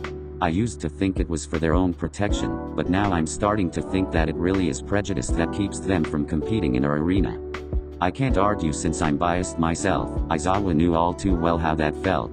He had an impractical quirk, but was one of the rare lucky ones to be given a chance to be a hero. This is off topic, but Katsuki Bakuga was let out of the hospital. Their student suffered a broken right arm that needed surgery, a dislocated left arm, a concussion, and a few cracked ribs. Midoriya really let him have it. The other students got off easy compared to him. "From what I was told, Bakuga and Midoriya have a history together," Toshinori explained. "Based off of young Bakuga's personality, not a good history, I bet." "I can imagine Midoriya's delight," Aizawa said sarcastically. "To wield all that power against a boy you share a lot of bad blood with. How could he resist?" "How are the others?" Toshinori asked. "Still on house arrest," the homeroom teacher said without missing a beat. He was pissed when he found out a handful of students went to a junkyard to confront Midoriya. As soon as Bakuga was taken away by the paramedics, Aizawa immediately laid into them. They were all on house arrest for 2 weeks for their reckless behavior. "I can't say I condone what they did, but I admire their bravery," Toshinori confessed. "Doesn't excuse nearly throwing their lives away." Aizawa crossed his arms in disapproval. "Luckily Midoriya is a merciful villain." "I wouldn't go so far as to call him merciful," Toshinori said. "The kid did everything possible to hurt him in one of the worst ways by exposing his true appearance to the world." "Oh good. You're both here," a voice said entering the room. They looked to see the small form of Principal Nizu by the door holding a bright yellow shopping bag. "Where have you been all morning?" Aizawa questioned. "Comic book stores," the mouse bear creature explained simply. "Comic book stores?" they both asked. "Let me explain." Nizu approached the two men. "I've doing a little research on Izuku Midoriya's device, based off what you told me. At first I couldn't find any good leads, but when I looked up the words Infinity and Gauntlet I found something rather interesting." He paused dramatically. "I then went around every comic book store in the city until I found this." He reached into the bag, pulled out a book and held it for them to see. The book was titled Infinity Gauntlet. This is a comic book by Marvel Comics from a long time ago, before the Age of Quirks began. Nizu handed Aizawa the book. "You've got to be kidding me." Aizawa looked at the cover, noticing the purple-skinned character with a gold gauntlet on his hand, various stones attached. Almost like Midoriya's version, except the comic had 6 not 5. "I'm afraid not." Nizu frowned. "Are you telling me he got the idea to build his gauntlet from a comic book?" Toshinori couldn't believe this. "Indeed," Nizu said while Aizawa began flipping through it. "It seems Midoriya is a fan of these comics." "This is impossible." Shota began reading the pages for the possible connections. "I hate to admit it, but young Midoriya is extremely brilliant. If anybody could figure out a way to make it possible, it would be him," All Might said honestly. "If his gauntlet is based off the one in the comic book, then how did the heroes in that beat it?" "They don't," Nizu said as a matter of fact. "The villain is just too powerful and ends up losing due to his own ego and arrogance. And Midoriya is previously established as the furthest thing from stupid," Aizawa commented. "He won't make the same mistakes and we shouldn't count on him too. This might give us an idea about kind of powers he now possessed though," Toshinori added, taking the book to flip through it himself. "Not quite," the small animal sighed. "Based off what you witnessed, Midoriya's stones work differently than the ones in the comic. His reality stone manipulates matter, his time stone only briefly stops time in an isolated area and heals physical damage, and his space stone gives him some kind of invisible force field as well as warping abilities. Let's not forget his power stone, right All Might?" Aizawa added. "Unfortunately, due to One for All's unique method of transfer, Midoriya was able to fully acquire the quirk from a sample of your DNA," Toshinori, Nizu summarized. "Now that he has it, it's only a matter of time before it fades from you, is that right?" "There has to be a way to get it back." Toshinori clenched his fists in anger and frustration. Maybe if we can get the gauntlet and the stones from him, but he obviously won't allow that without a fight, the principal said, referencing the recent battle against the young villain. I hate to say it, but you might have to fight him again, this time with everything you got. Could you go all out on a villain that you created? All Might asked. Not sure, I've never created a villain before, Nizu said with honesty. On a related note, I had another reason for coming in here. He paused. Your successor Mirio, he's been in the training room all week since that battle. Can you go speak to him? Alright, Toshinori wondered why Mirio was working himself so hard when it was the weekend. Once he was gone, the two faculty members continued talking. There's another thing that worries me about this comic book, Aizawa said while flipping through it again. The Soul Stone, according to this, has power over life and death. It can also extract souls. Midoriya's stones don't work the same, remember, Nizu reminded him. So what do you think it does? For it to hold such high value for him, it must be powerful. Aizawa and Nizu both frowned, thinking all the possibilities. The homeroom teacher went back to the window to watch the protesters outside. He spotted a brown-haired girl carrying a few boxes, suitcases, and backpack. She was headed towards the exit. The principal also observed her. I hate that we had to expel her, but the government was putting a lot of pressure on our school to make an example out of someone after that stunt they pulled. Nizu sighed with regret. I don't like it either, but she knew where Midoriya was hiding, didn't tell anyone, and went alone to confront him. Aizawa watched her go around the protesters. She's lucky her friends followed her, or she could have been seriously hurt or dead. I hope she ends up alright. Nizu watched her disappear. Outside, a Chaco carried her belongings down the street with difficulty. She could have used her quirk to make it easier, but she honestly didn't feel like it. The only place Eureka had to go was the apartment she got before the school built the dorms. Luckily the rent was already paid for the whole school year, so she could still live there until she figured out what to do.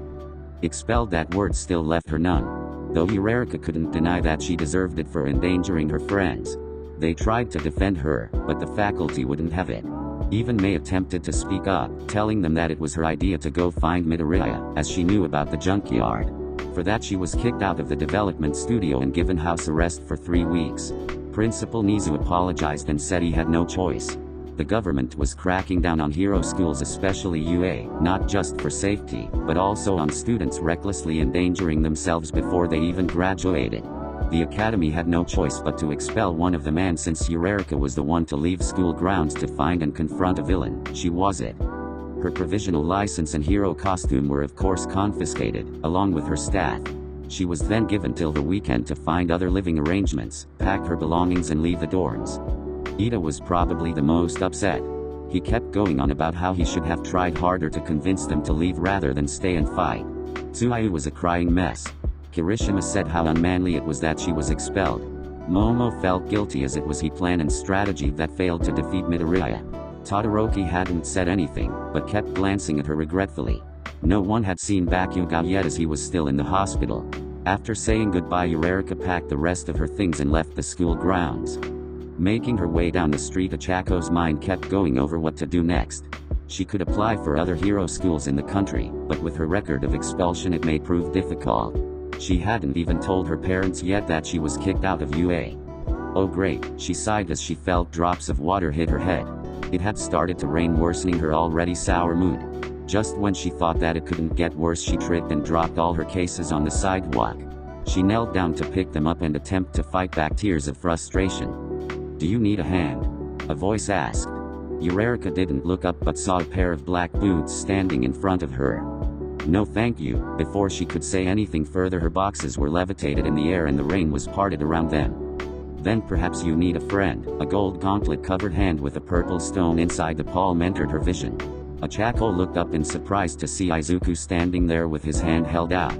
The girl was too shocked for words. There stood the villain that thrashed them all a week ago, out in public and in broad daylight. Izuku smiled down at her as Eureka began looking around, wondering if anybody else was seeing him. One of the abilities the Soul Stone grants me is called Notice Me Not. Unless I do something to directly get their attention, the people around us will ignore me, he explained as simply as possible. What do you want? Achako asked while keeping a wary eye on him. I just wanted to have a talk with you, he said. Do you have somewhere private we can go? He noticed she looked unsure. I promise I won't hurt you. Okay, swallowing nervously, the former student decided to believe him. I have an apartment not far from here. Izuku nodded and helped carry her belongings. Training room. Mirio, Toshinori called, interrupting the boy's practice, causing him to trip mid-swing and nearly fall flat on his face. Luckily he phased through the floor and his clothes before he embarrassed himself. Popping back out of the ground, the third year quickly put his pants back on. All might. Mirio greeted him. So I've been told that you've been training here all week. You've barely taken a break, the hero said in a chastising tone. That's not good for your health, young Mirio. I know, the other blonde had the decency to look a bit ashamed. It's just, after what happened last week, and then those protesters showed up. I just need to get stronger. I understand you feel frustrated, Toshinori sighed and looked down. Believe me, I feel even more frustrated than you do. He walked over to what was supposed to be his successor. You probably feel angry at Midoriya for what he's done. I'm not angry at him, Mirio suddenly interrupted. I feel sorry for him. Come again. I think he's lost and just very angry at the world, Mirio explained. After what you told me about him, I think I get it. I would probably be similar to Izuku if I was in his shoes. Toshinori was at a loss for words. I want to save him. He's just a boy that's given up on heroes. Mirio looked at his teacher. That's why he wants to create a new hero society. I'll convince him that there's still hope, he said with extreme positivity. I'll be his hero if that's what it takes. Toshinori looked at his successor with pride before buffing himself up. You're absolutely right. He gave his trademark smile. Young Midoriya is a villain that needs to be saved, not pummeled into oblivion, forgetting his earlier conversation about taking the boy seriously as an enemy he carried on. We'll take back one for all and Midoriya from the clutches evil if that's what it takes. It wasn't wrong to hold on to the hope that Izuku could be brought back. A bit naive perhaps, but not wrong. Why? Because we are here. They both shouted in unison. Now the only problem is, I have no idea what young Midoriya will do next. Toshinori's words suddenly dampened the mood. None. Mirio questioned. The hero shrunk back to his skinny form in a cloud smoke when an unpleasant thought popped into his head. I think there is one person who might know, but it's someone I hope to never talk to ever again. Elsewhere. This is a nice apartment, Izuku commented as he placed the bags down. It was small, but cozy. See, can I get you a drink? Achako stuttered nervously. A villain in her apartment. How could she not be nervous? You're afraid of me, he stated. The green-haired teen looked down at his gauntlet. All this power I wield, against heroes. You should be afraid, that was an honest fact. I'm so terrifying, he said playfully with his hands raised like claws, trying to lighten the mood. It didn't work. After a minute of awkward silence, Eureka finally decided to speak. How long have you been planning this? She asked. About a year ago, way before I met you in May, Izuku told her honestly. Just tell me why. Eureka pleaded. Because I can't stand this world we live, he glared down at the floor. This ridiculous power-controlled hero-based society. Izuku walked over to the window in her apartment. For years I was treated as an outcast, a stain on society, for the simple act of being born without a quirk. According to everyone I had no purpose, no use to the world, no reason to even be alive. I felt so alone. He paused and placed his hand on the glass. So I wanted to be a hero, because I figured there were more people like me out there.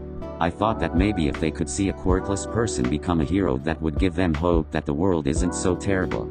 I just wanted to do right, and instead I was met with scorn and ridicule from people like Bakugao. His tone turned angry. Then I met All Might, and here I thought the hero who preaches that anyone can be a hero would believe in me, but no, it turns out he's just like everyone else. All that matters to him and everyone is power. Izuku turned to face her. So I figured if that's what it takes, then I'll become the most powerful person on the planet and change the rules of society. All of this chaos, just to twist society into your vision. Eureka couldn't believe that was his reason. I didn't twist anything, Izuku smiled. All I did was shake things up and expose All Might for the fraud that he is. But all that destruction you caused was necessary to show the world what I'm capable of. He cut her off. I've merely challenged the status quo, and since the current hero society is held together by such flimsy threads, it's all starting to unravel. Because of you, the Gravity Girl argued. Would you rather someone else with ill intentions, like the League of Villains, bring down society? Izuku argued back. You're saying you don't have ill intentions? Achako pointed at him. Yes. All I want is to create a new hero society, a real one, a solid one that isn't built on lies and the broken dreams of others." He noticed she looked away sadly. "I would think you Eureka would understand better after what they did to you at UA." "What are you talking about?" She glared at him. "It's pretty obvious, isn't it?" Izuku walked towards and began to circle the girl. "I saw you leaving the academy in street clothes carrying your things. They expelled you, didn't they?" He stopped in front of her. "Why did you come to Raxus Junkyard?" The green-haired boy stood closer to her. "I just wanted to talk to you," Ochako said honestly. "I didn't come looking for a fight. I was hoping to get you to turn yourself in, as I don't believe you're evil." "That was brave of you," Izuku smiled at her. "Very heroic of you too, and your friends followed you there, I'm guessing." "Yes. You tried to do the right thing and look what happened, they expelled you." Izuku tilted his head. "Do you know why?" "Because I recklessly endangered myself and others," Ochako repeated what Aizawa and the principal told her. "But your intentions were good," he reminded her. "Ask yourself, why didn't they expel Bakugo? He didn't come to help you or the others. He just wanted to fight me, and he didn't even have a provisional license." Ochako's eyes widened when she realized that he had a point. Why didn't they expel him? The explosive hothead must have broken more rules than she did. The answer is simple. They weighed the value of you all, choose you as the least valuable, and then cut you loose. "That's not true," Eureka yelled at him. "Bakugo is so powerful that they can't afford to lose the top student in your year," Izuku continued despite seeing her start to tear up. "They need him to be a hero, that's why they don't try to improve his behavior and why they're letting him get away with reckless endangerment, while you, a girl with much less power, is expendable to the hero profession." "But that's not fair," she cried. "Why is it like that?" "Congratulations. You're starting to understand that power is all that matters." Izuku held his arms out. "Just like I did. This is the world we live in, Ochako Eureka. Nobody cares about doing the right thing and real heroes don't exist." He turned around to look back out the window. "This society is built on empty hollow pillars, precariously balanced. Now that I've tipped that balance, it's all crumbling down. Those protesters outside UA are just the beginning. Soon more people will start seeing the cracks and flaws in our hero system, and then they'll start wanting change." He chuckled lightly. "Sadly, the government is reluctant to change, and why should they change when they've got the ultimate hero All Might up their sleeve? Except All Might isn't what he appears to be." Ochako was starting to understand his plan. Now that everybody knows the truth about him, he can no longer be seen as the symbol of peace. "Now you're getting it." Izuku faced her again. "One more major push and the government will have no choice but to turn to someone else." "You mean you?" He merely smiled at her instead of answering. It finally came together for Eureka as to why he did this. No one would listen to a quirkless boy, no matter how smart he was in this power-obsessed world, but now that he was one of the strongest people in existence, Izuku would actually be taken seriously. "Eureka, how would you like a job?" Izuku offered. "What kind of job?" she asked. "How would you like to be a real hero?" he questioned. "You said you wanted to be a hero so your parents can live comfortably. That's a very noble cause." Izuku held out his right hand towards her. "But if you work with me, we can make sure even more people live comfortably. We can fix this broken hero system, so people like us aren't tossed aside like trash anymore." His words were sounding more and more attractive to her. Even his actions were all making perfect sense. In a corrupt society, any change that threatened those in power wasn't allowed. That's why the change Izuku was trying to make seemed like acts of villainy, but in reality it was all for the betterment of the world and those who lived in it. Slowly Ochako reached out and gently took his offered hand. It sounded like she could still achieve her dreams. Despite UA deeming her unworthy and kicking her out, she could still be a hero in Izuku's new world. "Excellent," the green-haired teen smiled, clearly pleased that she made the right choice. "Now, as a show of faith, I'm going to let you in on the next phase of my plan. Can I trust you with this?" Without hesitation, Eureka nodded. "Tartarus prison." "Well," a nearly faceless man secured to a chair and life support machine smirked. "This is indeed a surprise. The great symbol of peace, here to visit me," he chuckled darkly. "Returning to the scene of your crime. You're as cheerful as ever," All Might noted. "You'd think having your face smashed in would rob you of some of that humor." "My humor is one of the few things I have left," All for One said with a smile. "You took nearly everything else, including my freedom. We could argue all day who had more taken from them, but I want to talk about something else." Toshinori glanced at the clock in the interrogation room he was in. He was only given 15 minutes to speak to the villain, and that was even with his reputation. All for One was behind the impenetrable glass, smiling like the cat that got the canary despite his situation. "Go on then," the villain mocked. "What did you do to him?" All Might asked. "Him? You're going to have to be more specific. He had did a lot of things to a lot of people after all." "Izuku Midoriya. What did you do to that boy?" At the mention of that name, All for One's grin widened. "What did I do to him? I should be asking you that." The villain turned it around on his enemy. "What did you do to Izuku?" "Cut the crap," All Might snapped at him. "Turning my master's grandson into a villain is one thing, I can understand that, but why involve Midoriya? He has nothing to do with us, so why make him so twisted?" It was here that All for One laughed. "You're right, he has nothing to do with heroes and villains. Quirkless people should stay in their place, is that right?" He spoke with thick sarcasm. "It's that very thinking that brought out the worst in Izuku. Oh, and for the record, I didn't do anything to him. That boy was already twisted before he got to the League of Villains." "You're lying," All Might argued. "All I did to Izuku was pat him on the head and say that I believe he could do great things." The faceless villain frowned. "You crushed his hopes and dreams, yet I'm in here while you're out there. Isn't it ironic, All Might? You see Midoriya as someone to manipulate, don't you?" Toshinori stated angrily. "Not a single one of you people seems to understand what a rare gem Izuku is," All for One chuckled. "A genius mind unburdened by the arrogance and ego that a quirk would give him. You know, had I never found Tamura, Izuku would have made a wonderful successor." All Might silently fumed at the taunts while the man talked. "I even offered him a quirk, but he refused. His heart was set on that device of his after all." "You knew about his gauntlet?" Toshinori thought it strange that he allowed Midoriya to build such a thing under his watch. "Of course I did. I not only approved it, but I gave him ideas on whose quirks to use in making the stones." All for One remembered the boy fondly. "He calls it the Infinity Gauntlet. A device capable of blurring the lines between mortals and gods. He got the very idea from an old comic book. Isn't that funny?" "How much did you tell him about One for All?" All Might asked with a glare. "Everything," the scarred man chuckled. "I told him everything, and judging by the state you're in, he actually did. He did what I failed to do multiple times. He stole One for All." The villain laughed at that. "I don't see what's so funny," the gaunt man said. "It's not in your hands, so why are you laughing?" "Because it's all come full circle," All for One joyfully stated. "My arrogance led to you being created, All Might. Then you defeated me and took my throne." He frowned at the memory.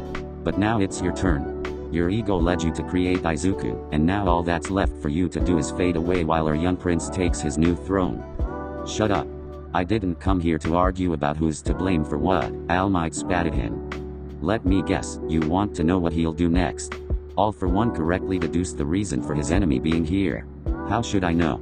He smirked at him through the glass. "All that time Midoriya spent with the League, around you, and he never once told you what he plans to do with his gauntlet." Toshinori found that hard to believe. "Oh no. He told me what he wanted to achieve, which is the complete reconstruction of this hero society, but he never told me how he planned to accomplish this. Would you like to hear my theory?" Taking the hero's silence as a yes, he continued. "If I had to guess, Izuku plans on creating a war between heroes and villains. A war that he will be the deciding factor in." Snickering a bit, he went on. "Imagine it, the quirkless boy that everyone deemed useless, both sides clamoring to win his allegiance. The only question is which side has what he wants most." "He would never get away with it," All Might interrupted. "The government would never bow down to the whims of a genius team that figured out a way to make impossible things possible." All for One corrected. "You should really have more faith in your soon-to-be ruler." "That won't happen." Toshinori stood up from his seat. "I won't allow it. Please don't approach the glass," a voice over the intercom said loudly. "And what can you do to stop him?" The scarred man laughed. "The former symbol of peace, on the last dregs of his now fading power. You probably can't even bring yourself to tear into him like you did to me. The guilt is too much for you, I imagine, knowing you are the one who broke him down in the first place." Just to rub more salt into the wound, he added. "What a world we live in. Heroes creating villains. No wonder Izuku wants to change it." Finally having enough, Toshinori turned around and marched out before the time was up on his visit, but not before tossing one last thing at his enemy. "Even if he does create a new world, you will never get to see it," and with those parting words he left him there in his cell. All Might, All for One chuckled to himself now that he was alone. My only regret is that I won't be able to see the look on your face when you find out what Izuku's Soul Stone does. With the sounds of his life support machines as his only company, he continued to ponder the coming change to society. Later that night, Asuma Kenichi was a skinny pale man in his early 20s. Currently he was waiting for his brother to meet him at the parking garage where fellow criminals and villains met to plan jobs and find recruits. Both Asuma and his brother possessed unique quirks that made them highly desirable for most premeditated robberies. As he looked around, he noticed the garage was oddly abandoned, which it usually wasn't unless there was a high-ranking hero in the area. Before he could wonder why that was, he heard footsteps from behind. He whirled around to see a figure at the other end of the garage walking out of the shadows. "Who's there?" Asuma called. Stepping into the light, he finally recognized who it was. The green messy hair was a dead giveaway. This kid was what everyone was talking about lately after the way he exposed All Might. Also, it came to light in the media that he was Apotheosis, the very strategist that he worked with on a few bank jobs in the past, back before the kid decided to go pro in his villainy. "Oh hey kid, it's been a while." Izuku smiled as he slowly walked towards him. "You've been doing pretty well for yourself." Taking that bastard goody two-shoes All Might down a peg, the boy remained silent as he stopped a few yards away from the criminal. "Asuma Kenichi," Izuku finally said. "You and your brother possess interesting ocular quirks." He smirked as he remembered the notes he took on them. "He had X-ray vision and you have eye scan, a unique ability that lets you place fully functioning eyeballs on any surface that you can see through. It makes you the perfect lookout." He paused before chuckling and awkwardly rubbing the back of his head. "Sorry, I remember people better by what their quirks are." Okay, Asuma was getting weirded out by this conversation. Something was wrong, he could feel it, but didn't know what. "Do you know what a soul is, Kenichi-san?" Izuku asked as he took a step closer. "I can't say that I do." Asuma was wondering when his brother would get here. "I did a lot of research and it turns out there are no quirks in the world that affect the human soul, mainly because the soul is not a tangible, measurable thing." He stepped even closer. "So I decided to delve into some spiritual philosophies about the existence of a soul, and one thing I came across was rather interesting. Even closer now. A soul is what each individual person values most. If you desire money, then your soul is wealth. If it's friendship and bonds you crave, then your soul is love." Izuku was just a few steps away from Asuma now. In this society where a quirk is the main factor that decides a person's worth, what do you think everyone values most? MMPH. Izuku's gauntlet-covered hand shot out and grabbed Asuma by the face. A neon purple vein-like pattern spread across the criminal's face along with the rest of his body. Asuma let out a muffled scream as felt the painful effects of the soul stone. When it was finally over, the veins subsided. Izuku let go of the taller man and watched his unconscious body collapse on the floor without care. Not even giving the man a second thought, he walked over to a nearby wall. Placing his open right palm on the wall, black sparks and purple veins covered his limb. When Izuku removed his hand, he smiled in satisfaction as he saw a green eye staring back at him in the concrete surface. Testing it out, he had it look around, making sure he could see through it perfectly. "Isn't this poetic?" he commented to himself as he looked down at the soul stone in the palm of his gauntlet. "All for one and one for all, together at last," he smirked triumphantly. "It's like reuniting two brothers who have been fighting for years." Reaching into the pocket of his trench coat, he pulled out a piece of paper containing a list of criminals he worked with in the past with quirks he thought had potential uses. Izuku took out a pen from his other pocket and crossed off Asuma's name. Chapter 22, Checkmate. It was all-out war between heroes and villains. With All Might's weakness exposed, villains became bolder and bolder every day. Heroes and villains were working overtime to keep up. Not only that, but someone was providing them with information on heroes, particularly the ins and outs of their quirks, fighting techniques, how to beat them, weaknesses and detailed strategies. The police had an idea as to who it was that was providing them with these plans. Izuku Midoriya, known for his intelligence, must have been the one. Though they still had no idea what he had to gain by helping villains fight heroes. The main issue was that they had no way of tracking the boy. With the warping ability that his gauntlet gave him, he could be anywhere at any time. It was the same problem with tracking the League of Villains who had Kirajiri in their employ. Speaking of the League, their movements had also become bolder with an ally like Midoriya backing them. Just recently in the past week they had conducted an attack on a pro-hero rally that was started in response to all the anti-hero and All Might protesters. The purpose of the rally was to show support and faith in the hero. It had backfired horribly when the villain Dabi showed up along with a handful of Namas to attack the crowd. Sadly, the only heroes that showed up to the rally were low-ranking heroes looking to improve their public images and were no match for the enhanced artificial monsters. By the time Endeavor leading a few other high-ranking heroes finally arrived to the scene, many innocent people were badly injured and Dabi had fled as soon as he spotted the number 2 hero, leaving them to take out the Namas. The result was another severe dive in public opinion towards heroes, and the amount of protesters had more than doubled. The quirkless minority who were joined with the inferior quirk class had now merged with the ever-increasing group of citizens who had lost faith in heroes. That was a lot of people calling for answers from not just the heroes but the government as well. They were also demanding a change in hero organization, while the quirkless demanded equal rights. The quirkless citizens have always been crying out for equal rights, however they never had a voice since no one cared about them, and neither did they have a figure to inspire them. That's where Izuku Midoriya came in. His debut with his quirkless state and seemingly limitless power gave these people hope, and the idea planted in their head they were not as helpless and weak that the majority of the world mocked them for. Then All Might's quirkless status was revealed by that very team, further cementing the fact that quirkless people can be strong too if given the chance. With the number 1 hero silence on the matter only making the situation worse. All Might did not want to keep quiet. If anything, he would love to explain the situation to the public. Unfortunately, that would mean publicly divulging the secret to his overwhelming power, that secret being the one for all quirk. Not only that, but he would be forced to tell everyone that power is now in the wrong hands of Izuku Midoriya. The panic that would cause is not something anyone wanted to be responsible for. The Prime Minister's administration was pressured every day, including the Hero Public Safety Commission. Normally All Might, the symbol of peace, was also the symbol of the government's strength, and kept the population in a blissful calm that everything was all right. However, that all depended on the hero maintaining his unfaltering image. Now that the truth about the state of the symbol of peace was out, the image was slowly crumbling, and with it the government's hold over a population that possessed superpowers. It was at this time, when faith in heroes was bleeding out, that Izuku Midoriya pressed down on that bloated chest with his mighty hand. Cafe Chod. What are we doing here? Ochako asked. You are enjoying a coffee and bagel, Izuku said as he placed said beverage and food on the table in front of her, before sitting down across from her. I am waiting for something. He glanced down at his watch. Aren't you hungry? Eureka wondered as she helped herself. It seemed odd that he brought her here this morning. Apparently the green-haired gauntlet wielder wanted to demonstrate the next part of his plan that he was implementing. I ate before I arrived. Izuku looked to his watch again. Here they were in broad daylight, sitting in the outside eating area of the cafe. He was completely unconcerned that people would see him. First of all, what could anybody do to him? They could call for heroes, but he would be long gone before they arrived.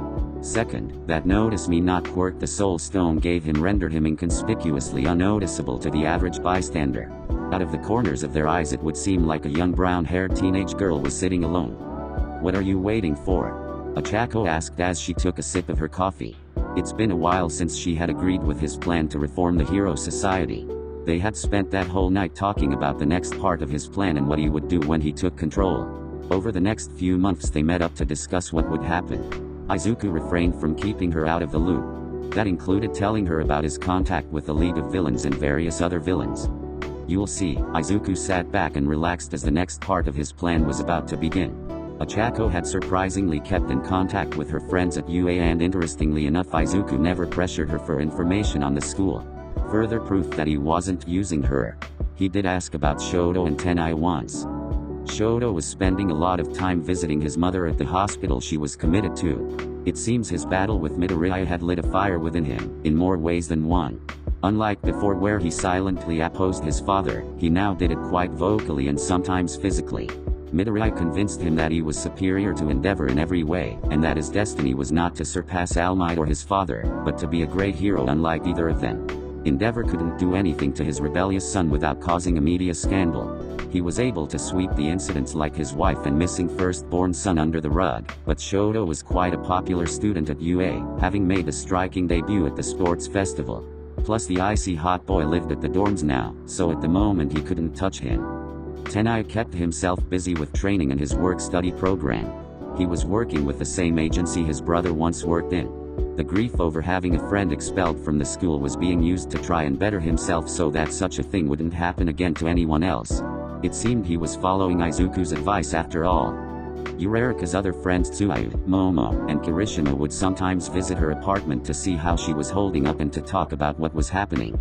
Izuku always made himself scarce when they came by, warping away as soon as they knocked on the door. No one suspected that the former UA student was secretly working with the infamous Apotheosis. And here he comes, Izuku smirked, looking across the street at a tall man wearing a yellow suit and a green mask hidden in the shadow of his fedora. The big head killer. I heard a rather interesting tip in the underground that he would be committing one of his random acts of violence, right here at this time at this street corner, he explained. The big head killer was a psychopath in a bright green mask that made his head look abnormally large, hence the name. A madman that liked to murder in public in really elaborate ways like the villains in the old cartoon show. Dropping pianos, or anvils on innocent people, blowing up buildings with ridiculous-looking bombs, and Rube Goldberg machines that ended in someone's death. The villain was never caught because of his random pattern and his quirk that allowed him to melt his body into liquid and slither down drains. However, he did have friends in the underground. Friends that Izuku persuaded to tell him where the killer would hit next. Remember Yurarika, don't do anything. Just sit there and act like a normal concerned citizen and leave when you're finished eating, Izuku said before flash warping away. Hold on to your hats, ladies and gentlemen. The big head killer laughed from the center of the crowd, making the people panic. He pulled out an enlarged spiked boxing glove on the end of what looked like a rocket launcher. I love the smell of burning coffee and people in the morning. He pointed his weapon at the cafe while the people scrambled away from the lunatic. Suddenly his gun was ripped out of his hands by some invisible force and crumpled into a ball like it was paper. Okay. That wasn't supposed to happen. The villain was then thrown up into the air, then down, then up over and over again until finally he was slammed rather painfully on the concrete. Ow. The citizens' eyes glanced around wondering where the hero that was doing this was, but to their surprise there wasn't one. Uncle. Uncle. Uncle. The big head killer was rapidly spinning on the ground against his will. The friction of being grinded against concrete tearing his mask and suit. He was then thrown painfully against the wall of a building, rendering him unconscious, while the bricks and metal moved around him to pin his body in place until the authorities arrived.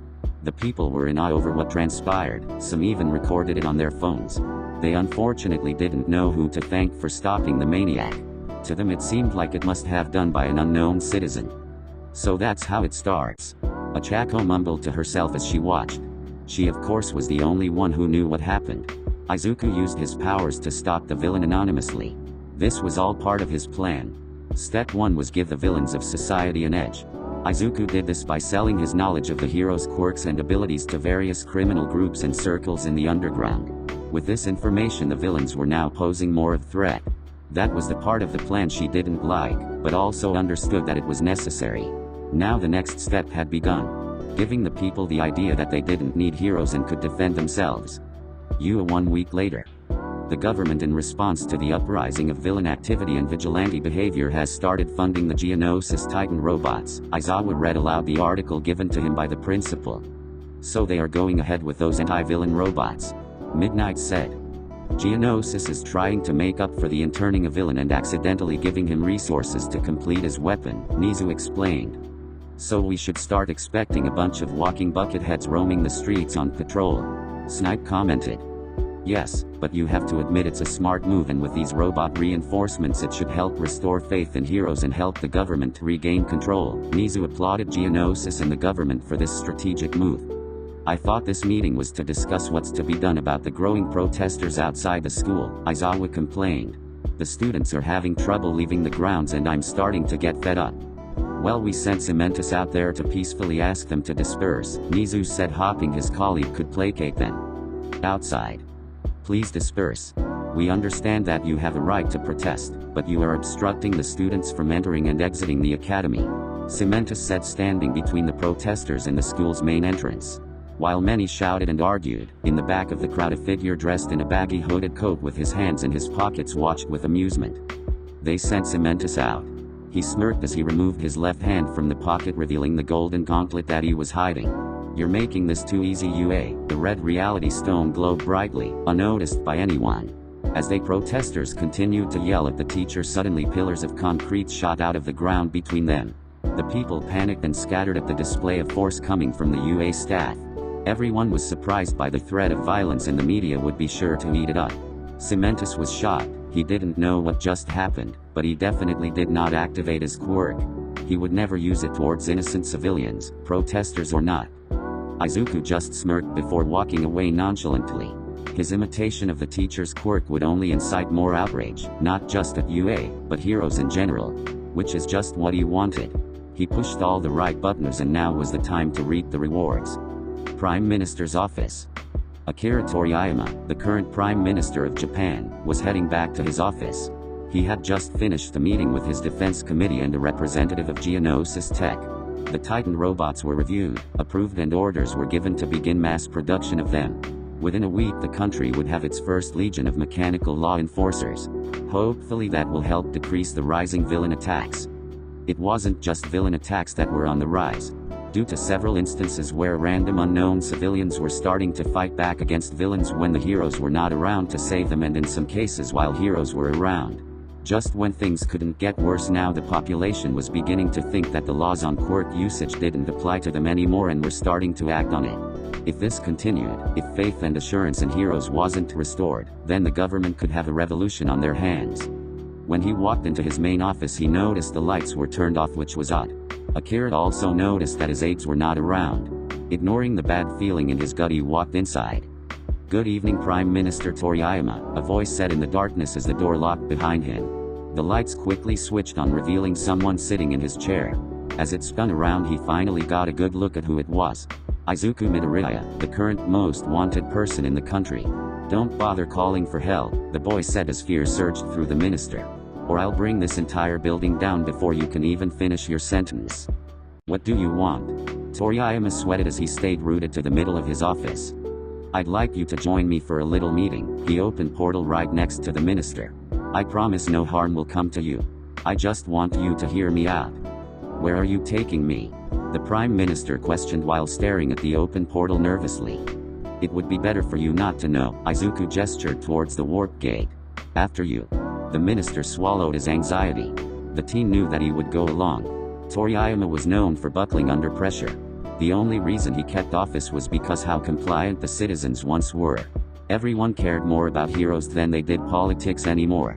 Hesitantly the man stepped through the portal, entering what looked like some sort of warehouse. "Prime Minister Toriyama," a middle-aged woman greeted. "So he got you too." President Takahashi. There sat at a long metal table the president of the Hero Public Safety Commission, Kiko Takahashi. "The little brat broke into my office and told me to come with him or he'd demolish my entire department building with everyone in it with snap of his fingers," she grimaced. "Naturally I had to go along." "That's right." Izuku gestured to the only other chair at the table and the Prime Minister slowly and cautiously made his way to the seat. "Now I'm sure you're both wondering why you're here." Seeing that they remained silent he explained. "You're both here because you two, the Prime Minister of Japan and the President of the Hero Public Safety Commission, are the highest authorities in our wonderful nation. You two are the only ones who can give heroes direct orders that they have to follow as long as it doesn't endanger civilian lives. Isn't that right?" "What do you want?" Miss Takahashi, being the bolder of the two politicians, asked. Izuku merely grinned and waved his hand. From another table several files were lifted into the air and dropped in front of the Prime Minister and President. "I just want you two to listen to my proposition." He moved to stand on the other side of the table from them. "Then you're both free to go. I promise to put you back where I took you two from, unharmed and in one piece." After a long anxious silence Toriyama finally spoke after wiping the sweat from his brow. "All right, let's hear it then." "Elsewhere." "Again Mom, I'm fine," Achako told her mother through the phone. "I got a part-time job at a hero agency. They're going to sponsor when I apply to another hero school." She frowned having to lie to her parents like this, but it was necessary. Izuku told her that it was easier to lie than have to explain what was really going on and make them understand. "Love you too, bye." They would understand eventually. Izuku assured her that everyone, even her friends at UA, would come to understand that everything happening was necessary. This hero society was horribly flawed. If psychopaths like Bakuga were allowed to get away with everything, just because they had stronger quirks, while people like Izuku and herself who only wanted to do the right thing were discarded. It wasn't right that people like that got everything they wanted. The world shouldn't be that way, and with Izuku's plan coming together, it wouldn't be like that for long. Abandoned warehouse. "You're insane," the president of the Hero Public Safety Commission said. "Am I?" Izuku questioned. Because I want to run the hero system better than you two possibly could, so I must be crazy. What makes you think the hero system is flawed and broken? The Prime Minister asked. Oh, so you haven't told him? Izuku smirked, looking to Miss Takahashi. Told me what? Toriyama looked to her as well. That's enough, she argued in a poor attempt to change the subject. We're not here to discuss me. That's where you're wrong, President Takahashi, the green-haired boy chuckled. This has everything to do with you and your cover-ups. He grabbed another series of files from the table and tossed it in front of the Prime Minister. What she's attempting to hide, Minister Toriyama, is the multiple failures by heroes as well as the kind of people some of these heroes really are. This is the stuff that the media doesn't report on. He grabbed another file, this one containing secret information on Endeavor, and handed it to him. Read the part about his wife and firstborn son. My God, Akira gasped as he read through what that man did to his own family. And he's the #2 hero. Why was this kept from me and out of the public? You have to understand, the president of the HPSC began. Public faith in heroes is vital to our system. If we lose that, then you lose complete control, Izuku finished for her. Which is what is happening right now. Because of you. She argued, pointing her finger at him. You're the one making everything we built fall apart. I like how you just blatantly admitted to fostering this flawed system, Izuku fired back. All I did was show the world where the cracks in your pathetic foundation are. You're the one who allowed those cracks to stay and grow. He stood up from his seat, making the two of them tense for a moment. Let me ask you something. What was your plan for when All Might eventually retired? They both just stared at him blankly. He's but a mere mortal man, he can't be a hero forever. What were you going to do when your symbol of peace's time ends? Better yet, what would have happened if he died fighting All for One? The Prime Minister didn't even have an answer to that. They had gotten so used to All Might always being this unbeatable deterrent against villains that they had never considered a future without him. No matter how you look at it, the time of All Might reigning supreme is over. This country is going to need something new to keep the balance and peace. I'm offering an easy solution to it. What makes you think we need or want your help? President Takahashi continued to reject him. I'll have you know we have a plan to bring about order and are on the verge of implementing it. You mean the Titan robots? Izuku suddenly said, surprising them. Did Geonosis not tell you? Makes sense, they are probably trying to distance themselves from me as much as possible after what I did. Seeing the confusion, he showed them another file. This one being the online article from the expo some time ago. I was the one who designed those robots, I even had a large hand in their programming. The two gasped when they realized the implications of what he could do. That's right, your new ace in the hole. I know all the ins and outs of. I could simply tell the villains how to beat them, or I could even tell the villains how to reprogram them. Izuku smirked at the two politicians. Imagine it. The robots come to help the hero save the day, only for the Titans to suddenly turn on their superiors. You and Geonosis would have a lot of egg on your face, wouldn't you? He kept talking while they were sweating bullets now. It might even be the spark that triggers a full-scale rebellion. Now the heroes are fighting vigilantes, civilians, robots and villains in five-way war. Then boom, end of society as we know it.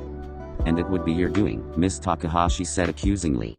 Is that what you want? Total collapse of our society. Please.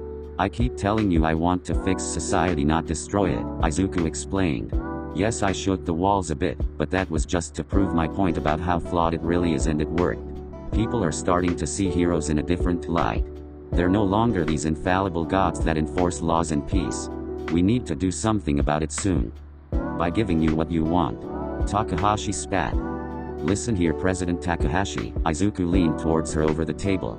I'll get what I want one way or another. The only reason this offer is even on the table is because I want to try a peaceful solution first with the least amount of violence and bloodshed. He leaned back and held his arms out. By all means, say no, refuse my offer. It won't matter in the end. I'll just side with the villains and together we'll win this war. I'll rebuild society from scratch and you two will go down in history as minor nuisances that tried to hinder me and failed. After a scary moment of silence, the Prime Minister finally spoke.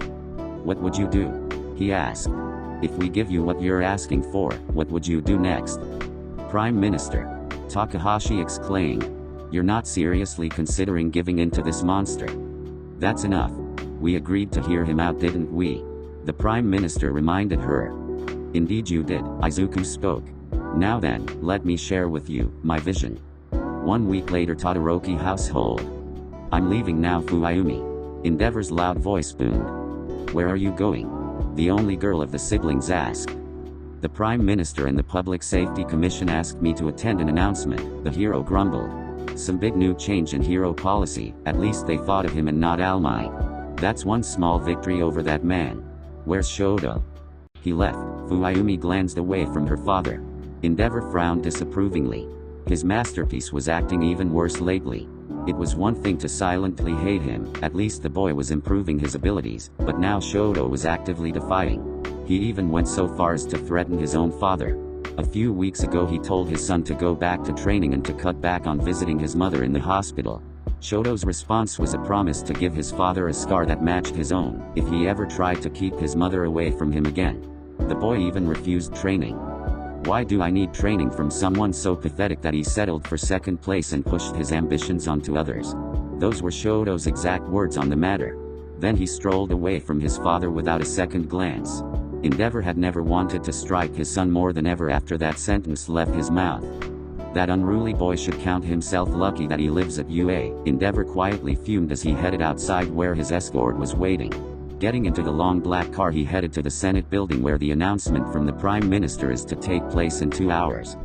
During the drive he allowed himself to think back on the big reveal concerning All Might a while back. When had first seen the hero's true form on television as well as Apotheosis's words about how he was actually quirkless, at first he didn't believe it. Then he got angry. All these years he was competing against a quirkless man and lost to him over and over again. After his rage simmered down he started thinking about it, rationalized and then delighted in the revelation. It meant that All Might's power was finite. It meant that he was beatable. For once the future looked clear. All Might can will be surpassed and his own son will be the one to do it. Geonosis Production Factory. Alarms were blaring. The staff was in a panic. Out of nowhere the hundreds of new Titan models that were ready for transportation suddenly activated. The programmers tried to regain control, but the Nexus field, an invisible Wi-Fi network that connected them to the robots through various satellites, wasn't responding to them. It was like the Titans were ignoring their orders no matter what coded commands they typed into the computers that ran their AI. "What do we do?"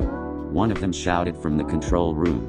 "We can't let them leave, but the armored shutters won't hold for long. The emergency fail-safe protocol." Another Geonosis programmer suddenly remembered. It was supposed to be used in situations like this.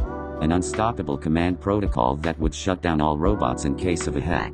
It was suggested by some interns, surprisingly enough, back when the Titan was still in the prototype phases. That's right. They quickly began typing into the keyboard, accessing and using that very protocol. Wait, one of the engineers quickly remembered something very important. Wait. All of a sudden all their computer screens went black. A loud slam noise was heard outside, signaling the armored shutters being automatically opened. "I was trying to tell you, the one who designed the emergency fail-safe protocol was Izuku Midoriya." They all paled. The villain that the company brought in as an intern without knowing. The very villain that used their resources to create a device that gave him supreme power. Right on cue an image appeared on their monitors. A skull and crossbones that had green fluffy hair and freckles. The image laughed an emotionless robotic laugh that unnerved the men in the control room. Oh dear God, the anti-villain robots were loose and under his control now. They couldn't even call to warn anyone as their phones had been cut off by the encrypted virus that they accidentally ran through the systems. No one would know about the Titans until it was too late. Japanese Senate building 2 hours later. Good afternoon everyone. Prime Minister Toriyama stood at the podium with the president of the HPSC standing next to him looking nervous and apprehensive. "I thank you all for coming here," he said into the microphone. Even he looked a bit anxious. "As you know, our country is in the midst of a crisis.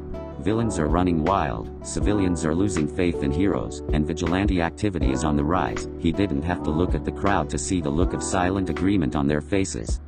"Myself and my administration have identified the source of these problems." The man briefly scowled at the number 2 hero in the crowd, remembering all the information that was kept from him on the hot head. "The problem is we've become too compliant on the behaviors and faults of our heroes. We've become so dependent on All Might that we've let our standards for heroes slowly decline over the years." Endeavor looked around the outdoor conference. That fact that they were having this outside was odd.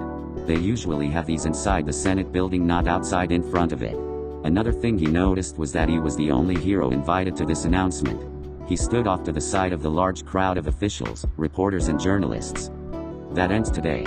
With the help of the Senate, we've decided to establish a new department that will review, manage and in some cases suspend hero activity in our country." The Prime Minister paused to let that sink in. Murmurs spread throughout the crowd. This Department of Hero Regulation will have power and authority equal to and to a certain extent greater than the Hero Public Safety Commission. The president of the commission flinched a bit when he said that. "It is our hope that we can bring about a new golden age, with heroes truly worthy of that title." The crowd sounded pleased to hear this. It seems they were all in support of this idea. It was then that Prime Minister Toriyama swallowed nervously. "Now as for who will be the director of this new program.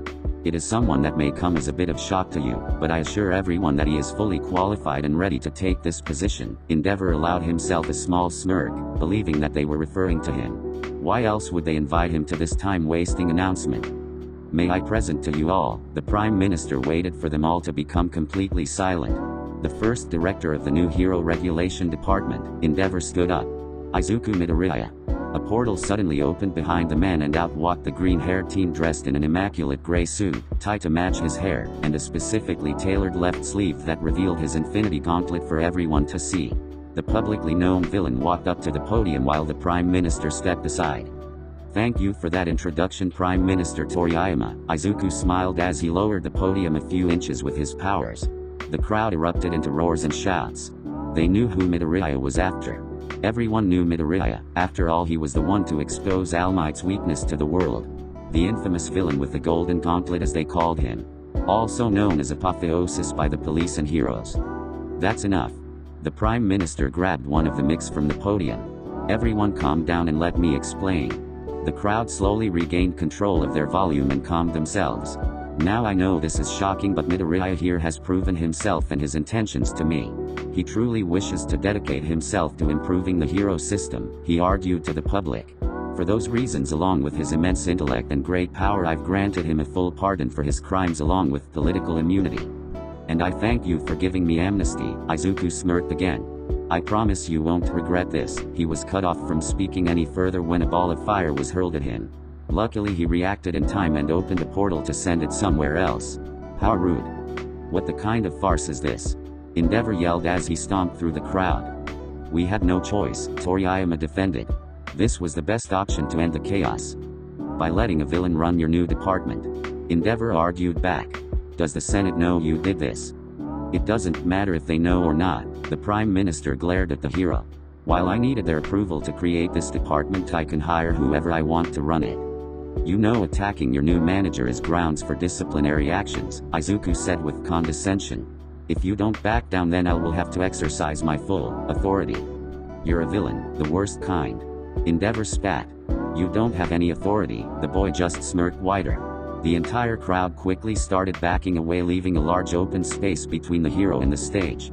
Even the Prime Minister and the other government officials backed away to stand behind their security detail. Toriyama frowned, seeing where this was going. Flashback. "So we have an agreement then?" Izuku smiled as he shook the Prime Minister's hand. "I can't believe you're going along with this." President Takahashi glared at him, but she no longer had a say in the matter. She hated to admit it, but Midoriya had them boxed in to the point where they had no other option than to give in to his demands. At the very least, they would be able to closely watch his actions from here on out. "We have no choice. It's either this or all-out war that will end with our side losing everything and his gaining it all." Toriyama sighed in displeasure. He didn't like this either, but maybe this boy would do some good. His idea seemed like they could work. They'll just have to wait and see how he implemented them and hope nothing terrible came from this alliance. "So when do you plan on making the announcement?" Izuku asked. "Give me a week to run it by the Senate first," the Prime Minister promised him. "If it comes down to it, I can make it an executive order if they don't comply, but I have a feeling they will." "Excellent." He walked around the table. "Oh, and one more thing. Just to make sure I can trust you, I want you to invite a specific hero to the announcement, and make sure it's outdoors." "Who?" Miss Takahashi wondered why he would want a hero to attend such a thing. "I want Endeavor to be there alone, with other hero present." The Gauntlet user wanted that man to be present for multiple reasons. "What are you going to do to him?" the Prime Minister asked with trepidation. "Absolutely nothing," Izuku vowed. "If he does nothing, that is. Though if he does try something, then I want to publicly make an example out of him. I won't kill him, don't worry." Just think of this as a test for Endeavor. He smiled a bit deviously. A test to see if a great hero can accept change for the better of society. He knew he wouldn't, but Izuku didn't tell them that. Flashback end. Since All Might is too soft, I'll do what he failed to do and bring you down. Endeavor declared loudly. Very well. Izuku closed his eyes and sighed with disappointment while secretly elated on the inside. You brought this on yourself. Endeavor was about to charge forward and burn the arrogant little bastard when he felt a large metallic hand grab his shoulder. He barely had time to turn his head when he was socked hard in the face by a metal fist.